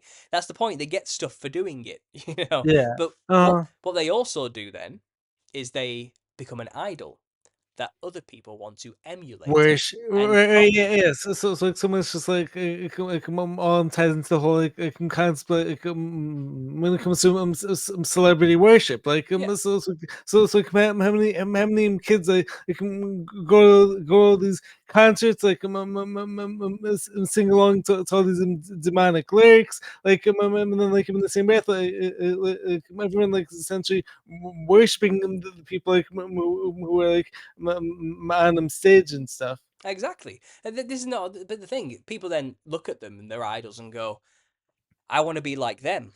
So what do? Right. They dress like them. Emulate And them. now you're getting Yes. more people dressing like the Nephilim, which in turn Wow. opens more portals for them people to be Uh-huh. easily possessed by them. Because the thing, as we mentioned at the start of this podcast, what you do in the physical realm has effects in the spiritual. Right. If Yes. you mirror Mhm. something in the spiritual realm, you create a portal. Okay? Uh-huh. By mirroring them, by copying them, you are bringing yourself closer to the veil and creating a thinner veil for them to get through. You're creating a channel. When you Mhm. dress like the thing, the spirit, you're channeling the spirit. That's what all these ancestor spirit Right. worship cultures do. And they dress like clowns to do that. They just don't call it a clown because they don't know what a clown is by our Western standards. They have their Yeah. own way of doing it. And go to my Mhm. channel, watch my entire series. There's like 43 episodes, and I go through all the cultures all over the earth Yeah. and show what they dress like to do their things, and you will start Mhm. to see there's a pattern. They all look like clowns. That's And so and interesting. what the secret societies did in that period of time is they introduced into modern media the theatre of the age, the most Mhm. popular form of media of the time, the theatre, the pantomime, they introduced a demon. And he became Right. incredibly popular because the actor was so brilliant and funny and hilarious. Other Mhm. people then copied him to be like him. And then from that day forth, the image of a Nephilim demon was then popularized in Western media. And what do they call it? We call it a clown. But Right. that's not what it's not fun for the kids. That's just the occult hidden meaning that they want you to take. They want you to Mhm. take it as it's just a bit of fun for the children. That's so That's called interesting. the Wow. exoteric understanding. That's what they want. Uh-huh. That's what they want the profane masses to know. Mhm. Esoterically, secretly, hidden meaning stuff, it represents the Nephilim and it's used as a tool to channel them. Okay? Yeah. So this is the thing. Why do you think Shriners exist with their own clown sects? Every Shriner sect has a clown section where the members have to dress up like clowns. And Uh-huh. they say it's to go and entertain the children at the Shriner hospitals. Okay? Uh-huh. But the truth is it's because they're channeling their gods. Wait, wait, wait. They're So like, I'm channeling the actually, go ahead. so like, how much of like Halloween like it ties into this concept It does. also? It does. It really does. Every year you'll find they'll popularize the clown in modern media in some way. They'll bring out a new Mhm. clown-related monster or film, or a new Joker will come around, or something like Yeah. that, in order to Joker movies. popularize the idea that you should dress like a clown. Mhm. They'll do a new reboot of Pennywise or something like that, or they'll bring a new Right. Harlequin movie out, or they'll bring a new Joker style out in some way, or they'll make a new Joker killer like Art the Clown from the Terrifier Mhm. movies. They'll always pump a new clown every year in the hopes that people dress like them. The more people they Wow. have dressing like these things, the more channels they're opening up. And Right. you'll find, if you want to get really controversial with all this type of Mhm. stuff, there's a particular group of people who are very anti-God, very, let's say, liberal leaning, who have Mhm. all coalesced together into a collective, who are very colourful and multicolored is kind of their thing. You know what I Right. mean? And Yeah, yeah, they yeah, seem to yeah. like to colour their hair a crazy colour, Yes. dehumanize themselves, shave themselves in some Uh-huh. way, clown themselves up, some might say. And it makes you wonder, well, Right. what's the spirit behind this movement? That's When you start super to understand interesting. the Nephilim looked like this, Right. you can start to see what's coming through manifesting into the physical. These are reflections Uh-huh. of one another. And it's a know your enemy situation. Once you know Mhm. that demons look like clowns, you can start to understand why we have a clown world today. You know what I Right. mean? You can start to understand these things a bit better symbolically. I mean, what really solidified this for me, what set it off, was in 2016 we had the clown sightings. Do you remember them?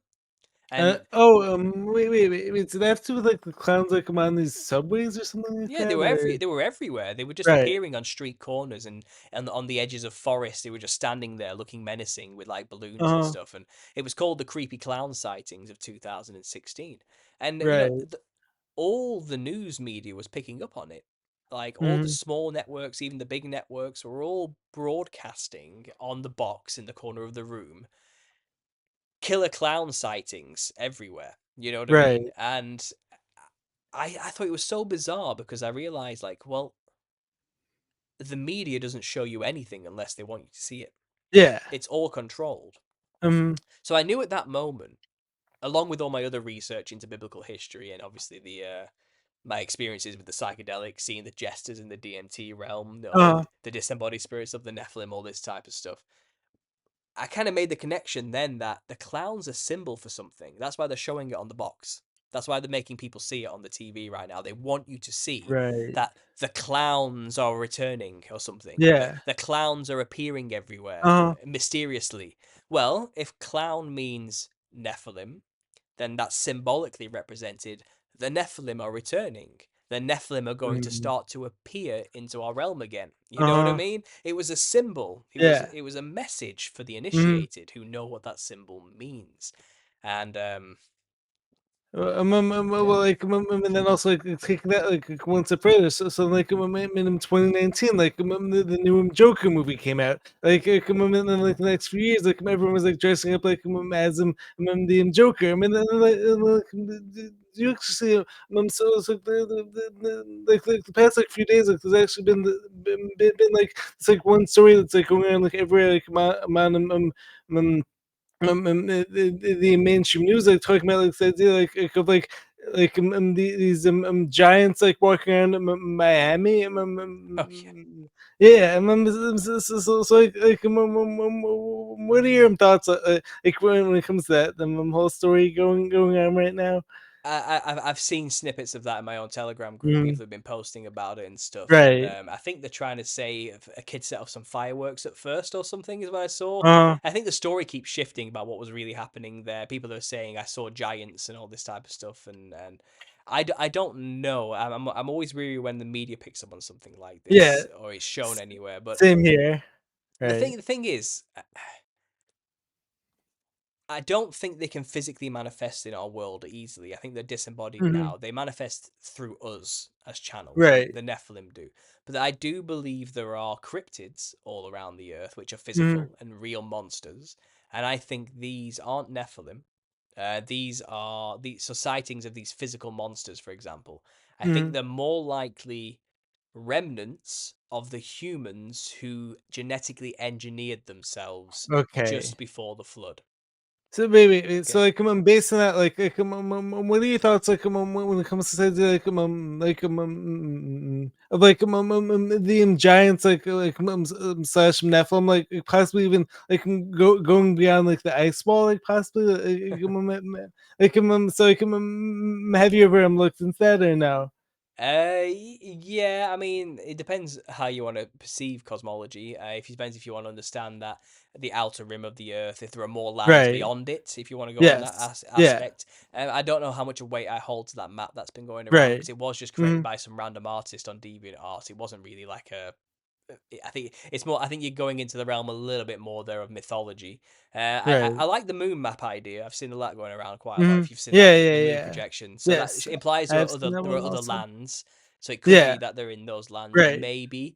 I've heard maybe they're under the earth as Hmm. well. I've heard that one. Through Right. entrances and holes in the earth that would go. Wait. So like,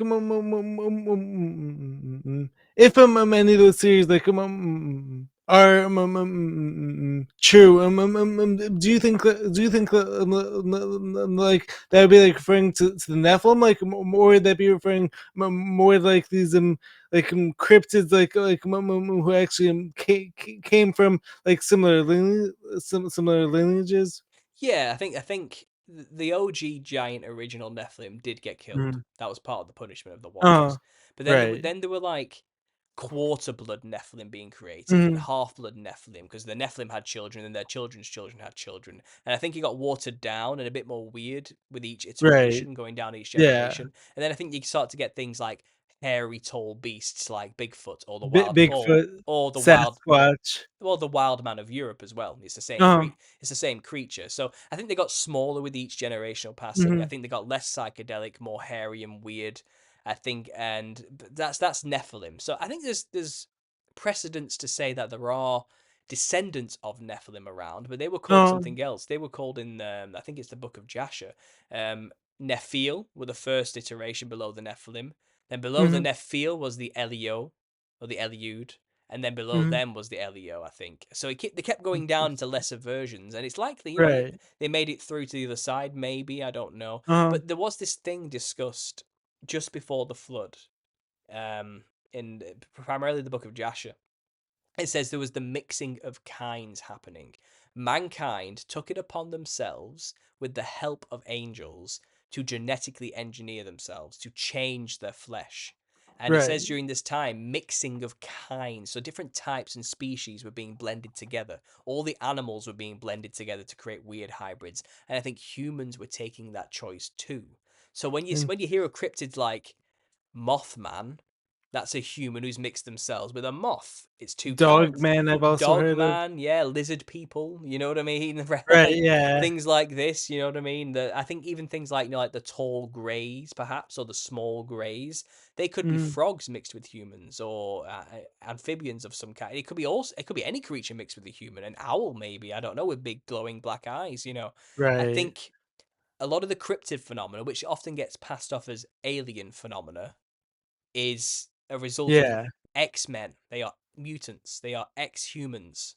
They are X-Men. They used to be men, okay? That's the point, Interesting. okay? They are the modern day Wow. mutants, which is referenced in Uh-huh. comic books. Spider-Man, you know what I mean? Whatever you want to say. Right. Like, they are... The cryptid phenomena is a result of this mixing of kinds that happened Mm. just before the flood. And you talk about things, people talk like a marine kingdom, for example, where the main Uh-huh. demonic forces are. Well, you think about a flood, the things that would survive that are things like mermaids, half human, half fish hybrids, Right. things like that. So Wow. a lot of trippy Never stuff thought about happened. that. A Uh-huh. lot of trippy stuff happened just before and just after the flood. The knowledge was rediscovered after the flood, and the corruption was brought back in. And the Nephilim did appear again. They were in the lands of Canaan, and Israel killed them and drew them out. Mhm. They didn't fully finish the job, and they were punished accordingly for that because they didn't get rid of all of the Nephilim. You know what I mean? And it's possible Right. they've continued into the modern day as well. And you get these mythoses, like I said, of the Paiute Indians dealing with tall giants in the forests, of Mhm. giants in caves in the Middle East randomly just bursting out and attacking troops of soldiers, Right. because they still exist. They're still here, but they're in such Yeah. minute numbers to their original form. They're so obscure and hidden in places that it's kind of they have to stay hidden or they get killed type of Mhm. situation. Right. They're not what they used to be. But in the ancient pre-flood times, we're talking like Narnia type images here. We're talking Lord of the Rings type worlds with Mhm. all sorts of different species all over the place. You know what I mean? With these weird Mhm. mythological creatures flying around. This is the type of realm we're talking about, a realm of magic. It was a weird place. But that's where we get cryptids from, and that's why we have demons. They're the disembodied spirits of the Nephilim specifically. Possibly some of the cryptids became demons in death because Uh-huh. they are humans who corrupted their soul along with their body when they did that thing. Maybe I'm speculating here, but that's why we have a lot of this phenomena today. And then I think all these questions can be answered with the biblical narrative Yeah. clearly. So like, do you actually foresee the Nephilim like actually returning like taking on like taking over like humanity and stuff or Well, it does no? say, as it was in the days of Noah, so shall it be in the coming of the Son of Man, which is the return of Jesus. So just before Jesus Mhm. comes back, it's supposed to be like it was in Noah's day, which Right. is when the Nephilim were around and all this Yeah. stuff was happening, and there was hybridized humans everywhere. So it's possible we might see a recurrence of the same event, something similar. Wait. I'm also speaking of which, like, do you ever watch many of these Marvel movies or no? Yeah, I've seen most of them. Yeah. So it's like there was actually this one like recent movie that came out like it was Guardians of the Galaxy 2 no Guardians of the Galaxy 3 I think but so like anyways the main villain from that movie like the main villain like sees himself like as like I am God in the movie and so he's actually trying to create this counter Earth like he calls it but like on like this counter Earth like he actually creates like these animals that actually perfectly resemble humans these animal like human hybrids like actually start like taking on these like awful like human qualities it was like very very interesting I find I've not seen the latest one, but I mm, remember the one prior to that. right It's about a god who creates his own planet and tries to trick him into thinking he's his son in order to, right yes yeah, yes yes yeah. yeah yeah yeah Honestly, the Marvel movies, all these comic book universes, they have just all their inspiration comes from right biblical history. It comes from the Nephilim right history. It comes from the uh-huh antediluvian history. This is the thing. A lot of people think like, oh, these artists today, these so filmmakers are creative and so stuff creative, so intelligent. right Where do they get their inspiration from? They must just be geniuses. It's like no, they're just retelling old stories. They're retelling right old stories. They have nothing new to offer. Like mm, and that's where they get their ideas from. And the point is, our ignorance gives them the power. It makes them seem right intelligent. It makes them seem yeah amazing. It makes and mhm, and we give our veneration over to them for retelling old stories about demons and how they right subjugated humanity. It's all just mhm. one giant beast system. But in Yeah. terms of the Nephilim returning, Mhm. Like I said, it could be that, yes, that something similar will happen that was like what happened in the times of Noah. But it could also, I do think transhumanism is working on creating a brand new vessel Yeah. for those Mhm. spirits to embody. I do think I think Interesting. that's the agenda of all the transhumanist stuff. Wow. They sell it as you will live forever. We'll create the perfect undying body and Yeah. mind with ultimate processing power. That's where AI comes into it. It's like trying to build a perfect brain that can house consciousness, like an AI fueled holographic type code brain, which you can transfer your consciousness into and live forever like a god in this perfect mechanical, robotic, invincible, never dying body. But you'll live like an Mhm. immortal, super strong god forever. That's the promise. That's Satan's promise. Right. You'll be like gods. But I think once we build this thing and mass produce many of these vessels, what's going to inhabit them is not us. Okay, it's going to be Yeah. this legion of Spirit. demons, spirits, the Demon Nephilim, just spirits. waiting for a new body. You know what I mean? Right. And what? Interesting. And that's optimal for them. To be in Yeah. this body because who's going to Control. how are you going to cast them out of a body that isn't human? You know what I mean? It's kind of a Holy Spirit isn't going to go into these mechanical bodies. Right Yeah. now, possessing us is not optimal for them because we can kick them out at a moment's notice. You know what I mean? Yeah. We can just say, get out in the name of Jesus Christ, Mhm. and then pray, read the Pray word, to get God. filled with the Holy Right. Spirit. The Holy Mhm. Spirit will kick it out. Yeah. It's cast out. Mhm. It's dealt with. And that's Mhm. why they need bodies where that can't happen. Yeah. So let's create one. And this is the whole point. Secret societies, all the rich, all the elite, are funding and building these things. Mhm. Many of them are fooled because they believe they get to live forever. It's for them. Right. Some of them at the top probably know the truth. This is for the demons that we're working with. Um, You know what I mean? It's probably just a yeah. multifaceted, compartmentalized conspiracy at the top. But make no mistake, like that promise of immortality is not for us. It's for them. Um, You know. is that also like the whole reason behind him, Walt Disney, freezing him, his body him after he died, like and all that stuff? Yeah, well, it's no different than the mummies mummifying Right. themselves and putting their organs in jars in the hope that a Right. future technology will arise that will bring them back to life. And Mm. you have to Mm. remember, many of the ancient rulers of the Egyptian times prior believed themselves to be the descendants of the Nephilim. Mm. The divine right to rule by having angel blood in them. It's the same thing as our Right. monarchs today. They believe themselves too to be the descendants of Nephilim creatures and have Mm. divine blood in them, angel blood. So it wouldn't surprise me if what Walt Disney is trying to do there is something similar Yeah. it's like Uh-huh. if I can preserve my DNA and my brain in ice, then hopefully one day they can bring it back. I'm Someone's gonna sure be able to bring it back. it's the Right. same. Yeah. It's the same thought process of the Nephilim Mhm. dying and creating these. It's like because the idea. Don't forget, if they were Nephilim, these leaders, when they died, their spirits were then stuck on Earth. So Right. they preserved the body in the hopes that they could one day go back into it. Do you get what I Right. mean? That's the point. So it's kind of, I mean, there's loads of debates as well about Mm. how the Nephilim got back after the flood. Right. And we can go into that forever, to be honest. But Yeah, one yeah. one one interesting thing is they were called the Rephaim after the flood, not the Nephilim. Mhm. And Rephaim doesn't Why is that? well, it's a different word to Nephilim. Mhm. Rephaim comes from Rapha, which is to heal or be healed, or healers or healing ones.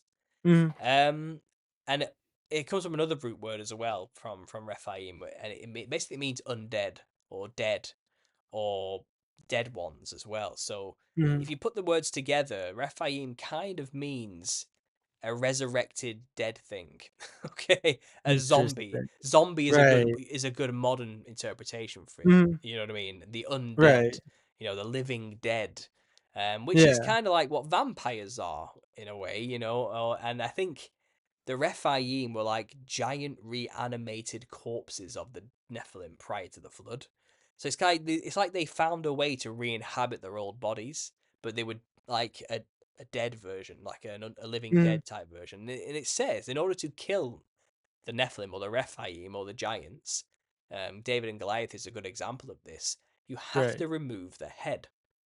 You have to remove the head from the body, or they will not die. Because the whole healing thing, the healed ones, the healers, the Mhm. Rephaim, it seems like they could regenerate so fast. Like if you sliced them, it would just join back together and they would heal. You know what I No, mean? like, isn't that also like something that happens like when it comes to snakes? Like, so it's like, can you actually cough like part of like a snake and then like it's gonna like regenerate? Yeah, yeah. Lizards often lose the tail Right, to get away from predators. So the predators have right, something to eat, and they run away, and then the tail grows back. Yeah, right, regeneration is a reptilian feature. In fact, right, Spider Man is about that. Have you? There's one of the right, episodes, the lizard. right. Yes, yes, It's yes. about Like, a scientist who wants to regrow his arm. yeah, So uh huh, he mixes himself with lizard DNA, yeah. and he becomes a reptilian monster who has nothing but evil in his Wow. heart continuously and wants to Yeah. cause chaos. You know Uh-huh. what I mean? It's the Yeah. same story as what the people in the past did It's to so themselves. interesting. Yeah, Uh-huh. yeah, yeah. Interesting. All right, wait. So, like, I just have two more questions. Yeah. So, like, one more question. So, like, the first question, like, I'm after you, like, before I'm letting you go. And so, it's like the first question is like, how old, like, do you actually think the Earth is? Curious about that. It depends if you want to go by. People argue about the gap theory, where there was two Earths. There was an old Earth which got made form and void, and Mm-hmm. then God created this Earth afterwards. So that implies it can go on with thousands upon thousands of years. I don't think it's the mainstream understanding of millions and millions and billions of Yeah, years. yeah, yeah. I'm not. We're talking thousands here. Yeah, And biblical history alone, they say it's about 7,000, 8,000, 9,000 years, because you got about right. 3 to 4,000 years before the flood. Then you got about Mm-hmm. 6,000 years of human history after the flood. It's what they say. The Right. Sumerian empires, the Mesopotamian empires, the Nimrod era. You know what I mean? Onwards after the flood. So Mm-hmm. biblical history, if you want to go off that, says it's mainly about 9,000. Kind of. It's Interesting. hard to say because we don't know how long Right. exactly the antediluvian period was for. Right. And then if you want to get really into the conspiracy stuff today, the big debate right now is that our timeline has had an Yeah, extra 1,000 yeah. years added to it, and it's still. You know what I mean? Like, speaking of sex, like, this has been like one of my big rabbit holes. Like, I've been going down recently. Like, like, even looking at like the names like of our months, like, so like deck should be 10, like, Yeah. so like December should be the 10th month, like Novum should be 9, like the ninth month, Sept should be 7th month, so like my timeline's definitely off. And also even just looking at like of the moon cycles, like like based on that, there's actually 13 moon cycles, like and then like we call it um, look at the turtle shell, and like so based on that, like the should be 13 20-day months, and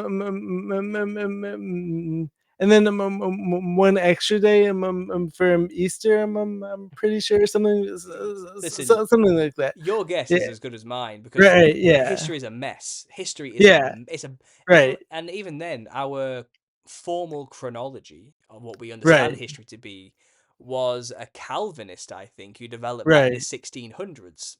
And Right. Yeah. Yeah. we go by his chronology from then on, but Mhm. that doesn't mean he's right. And even then, Right. the calendars have been changed so many times throughout Right. Yeah. history. Yeah. Yeah.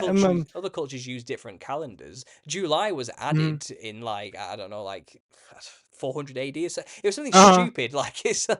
It was a. I don't know where we are or when we are in Right. history Yeah. Yeah. exactly. Yeah. All I know is it's not a salvation issue. Okay, Right. as long as you understand the basic gospel that Right. Jesus Christ came, Mhm. died, and rose again for our sins, and He is who He says He Mhm. was. He was the Son of Yeah. God. You're saved. Okay, as long as you Right. believe that with all your heart, mind, and soul, you're saved. And that's the point. It's because we can't know, because there is so Everything. much corruption, so much Yeah. hidden, so many lies, that all we can do is hinge ourselves on that faith Right. of the Mhm. simple truth of what He told us. As long Right. as, and that's all we can do, because there's too many convoluted Yeah. mismatches in history. Uh-huh. Nothing lines up, you know. So Right, yeah. but we do have these books, these ancient books that we've Mhm. kind of roughly time stamped to a certain period and era, Mhm. but we don't really know. I mean, it's possible. I mean, look at some videos recently, and it's possible what we call the medieval period Mhm. was the period of time actually when the apostles were alive and when Jesus was around, and they were dressed like medieval people, and they Uh-huh. depicted, and there's loads of artwork depicting all these big events happening that are in the Bible with Wow. people dressed in medieval clothing. You know what I mean? All the Mhm. apostles there, Jesus there, but they're all dressed in medieval attire, you know what I mean, with medieval Mhm. buildings in the background. And the excuse for that is, oh well, the people of the medieval period, they felt like everything was happening all at once, and there was no such thing as time separation of history. It's like, what are you talking about? People aren't Right. stupid. Like, It it's makes like, are no you sure? Are you sense. sure the truth isn't that the people of that time period were painting what they were seeing happening in their time period? Right, You know what I yeah. mean? And it's kind of like we've only been That makes a lot sold more this sense. idea through media that Mhm. Jesus was in the desert wearing sandals and all this, you know, like, Right, and yeah, maybe that yeah. isn't actually what was going on. I mean, Mhm. this is pure speculation, by the Yeah, way. yeah, This is not yeah. me saying this is the truth and everything. Right. I don't know. This is the point, but there's a lot of strange stuff out there when you start Yeah. digging under history Mhm. that really just blows everything out of the water Right. all the time. So I don't know. I'm open to anything, Yeah. but it's not a salvation issue Yeah. fundamentally. That's what I'll say. Gotcha. Alright, so like my last question for this episode, basically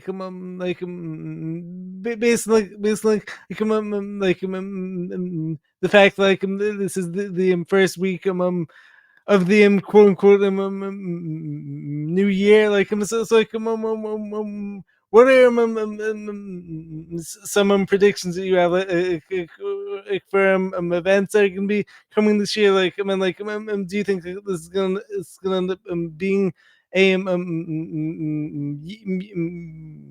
year of great awakening? Like, or on the other hand, is our society gonna go like more down like the wrong path? What do you think? I think there's going to be more exposition of the evil of the world, Mhm. purposefully controlled release of information to make us believe. You understand what the externalization of the hierarchy is, right? This idea Yeah. that the evil people are going to reveal themselves, but that's the point. Right. The point is Right. they will make themselves known, so then we will get angry, seek justice, probably get the justice, but they are the fall guys Right. because Yeah. the solution's going to be offered to us as an Mhm. alternative, which is basically the Luciferian doctrine, the New Age Right. religion, the Gnostic perspectives of things, and we're going to see a lot more of that going on. I think there's going to be a Mhm. huge surge of spiritualist craving crazy people who are going to go Right. down a Gnostic spiritualism and reveal themselves more. I think as more people crave the truth, we're going to start Mhm. seeing more of the rise of this strange religion, this Gnostic worldview, this very new agey, I am a god type worldview. And it's going to be as a reactionary to the Satanists revealing themselves. Again, Right. like Epstein's list being revealed, for Yeah, example. yeah, All yeah. this stuff is happening now. More of that stuff. The push to make us eat bugs. The push to Right. clearly Uh-huh. horrible satanic things are happening to us. Right. The subjugation of humanity. They're creating pressure for us to react to. Yeah. They want us to react, so then we can Yeah. offer the solution. Okay, and that's Outrage. yeah, Yeah. we're going to see that Mhm. the externalization of hierarchy is in full swing right now. More Right. evil is going to come to the surface. We're going to see Mhm. more horrible acts happening. All our idols who people have worshipped are going to be revealed to be evil. It's going to just all keep coming out in the open. But that's the point. They want us to feel like the solution is organic.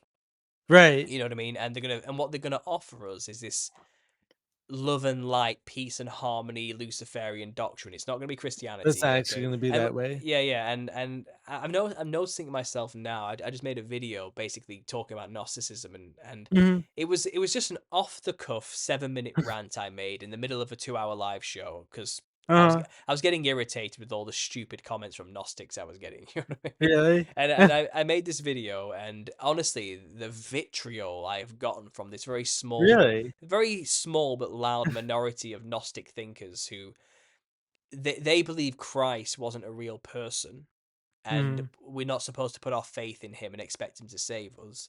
They believe Christ was a metaphor for consciousness that we're all supposed to attain. Okay, and they've got all, and that's exactly the Luciferian New Age doctrine of enlightenment consciousness. You know what I mean? But they call it Christ Right. consciousness, and they also believe that the creator of the physical world is the demiurge, which is an embodiment of evil. They think all flesh is evil and corrupt, and an evil God created this.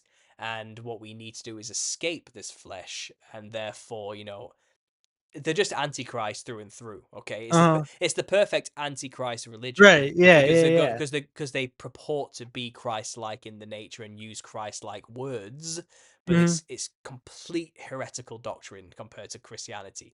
But they have attacked me hard for simply saying the basic gospel. Okay, and that's the point. I didn't even say anything that controversial. Right. Just the Gnostics are wrong. Jesus is who he said he was. Stop trying to make it something it's not. You know what I mean? And People these days are crazy but sometimes. that is the new age new world order religion coming to Mhm. fruition is what I'm Right. saying. We're going to Yeah. see more of that. The new world order is Mhm. is here now, and Yeah. it's getting deeper and deeper. But that's kind of Yeah. the point. They want to create this reactionary movement against the evils of the world. So then people will turn more to these false spiritual answers. And who knows? Right. Maybe we'll see an alien invasion while we're at it. Who'll be our saviors? Yeah. You know what I Yeah. mean? Uh-huh. They Gotcha. might chuck that in there, like, oh, by the way, Right. Yeah. aliens are here and they're here to give us knowledge that will save us. Again, Right. it's just the fallen angels revealing themselves along with the Nephilim Right. spirits, Uh-huh. or our spirit guides or ancestors as they'll call them, or whatever they want to call them. We're Right. seeing more of that. That Uh-huh. and I wouldn't say it's the end or anything. I don't think all that's going to Yeah. happen, but we're just going to see Mhm. more of that stuff happening and more of the same. And it's going to get weirder. It's just going to get weirder, Yeah. but Uh-huh. not dangerous as in we're all gonna die, and Mm. I'm not a doomsdayer, Yeah. but Same here. things are gonna get weird. Uh-huh. I can say that much for sure. Interesting. Yeah, Interesting. All right. Well, anyways, thank you so much from coming on the podcast. Like this has been like a truly enlightening episode. Like I'm honestly like super like interested like in like everything like you like me and you like discussed during this episode. So anyways, do you want to tell everyone like where to find you and like follow you? certainly. Yes, like I said, everything I do is on YouTube. I do Mm-hmm. have backup channels on Odyssey, and I do post relatively regularly on Twitter and Instagram. So you Mm-hmm. can find me on all those platforms, but really you just need to go straight to YouTube. That's where I do my thing. It's Right. my name here on the screen. It's Understanding Conspiracy. Mm-hmm. Just type that in. You'll find me. You'll find my videos. And I have playlists on there which have broken down most of my work into different segments. If you like the Nephilim clown stuff and you want to know all the deep stuff, the extra details that I don't have time to go through fully today, Yeah. but Right. it is all there in that series. I'm Mhm. making a new episode currently, which is about clown serial killers as well to add into all of this. It's an ongoing series, but Uh-huh. there's hours and hours and hours of work there spread over 7 years for you to go through. That's And amazing. it's called the Nephilim Look Like Clowns Mhm. playlist. Just go check it out if you're interested in that. But I do talk about all sorts of topics on there. I cover everything. I've been in the game, like I said, for 10 years doing this. Yeah. Come join in. And yeah, that's all I can really say. Mhm. Alright, well, make sure to check out his channel, make sure to subscribe to my channel if you haven't done so already, and I will catch you guys in the next video. Thank you once again, Paul. You're See you welcome. guys next time. Thanks for Alright, having me. so, of course, anytime. You're always welcome.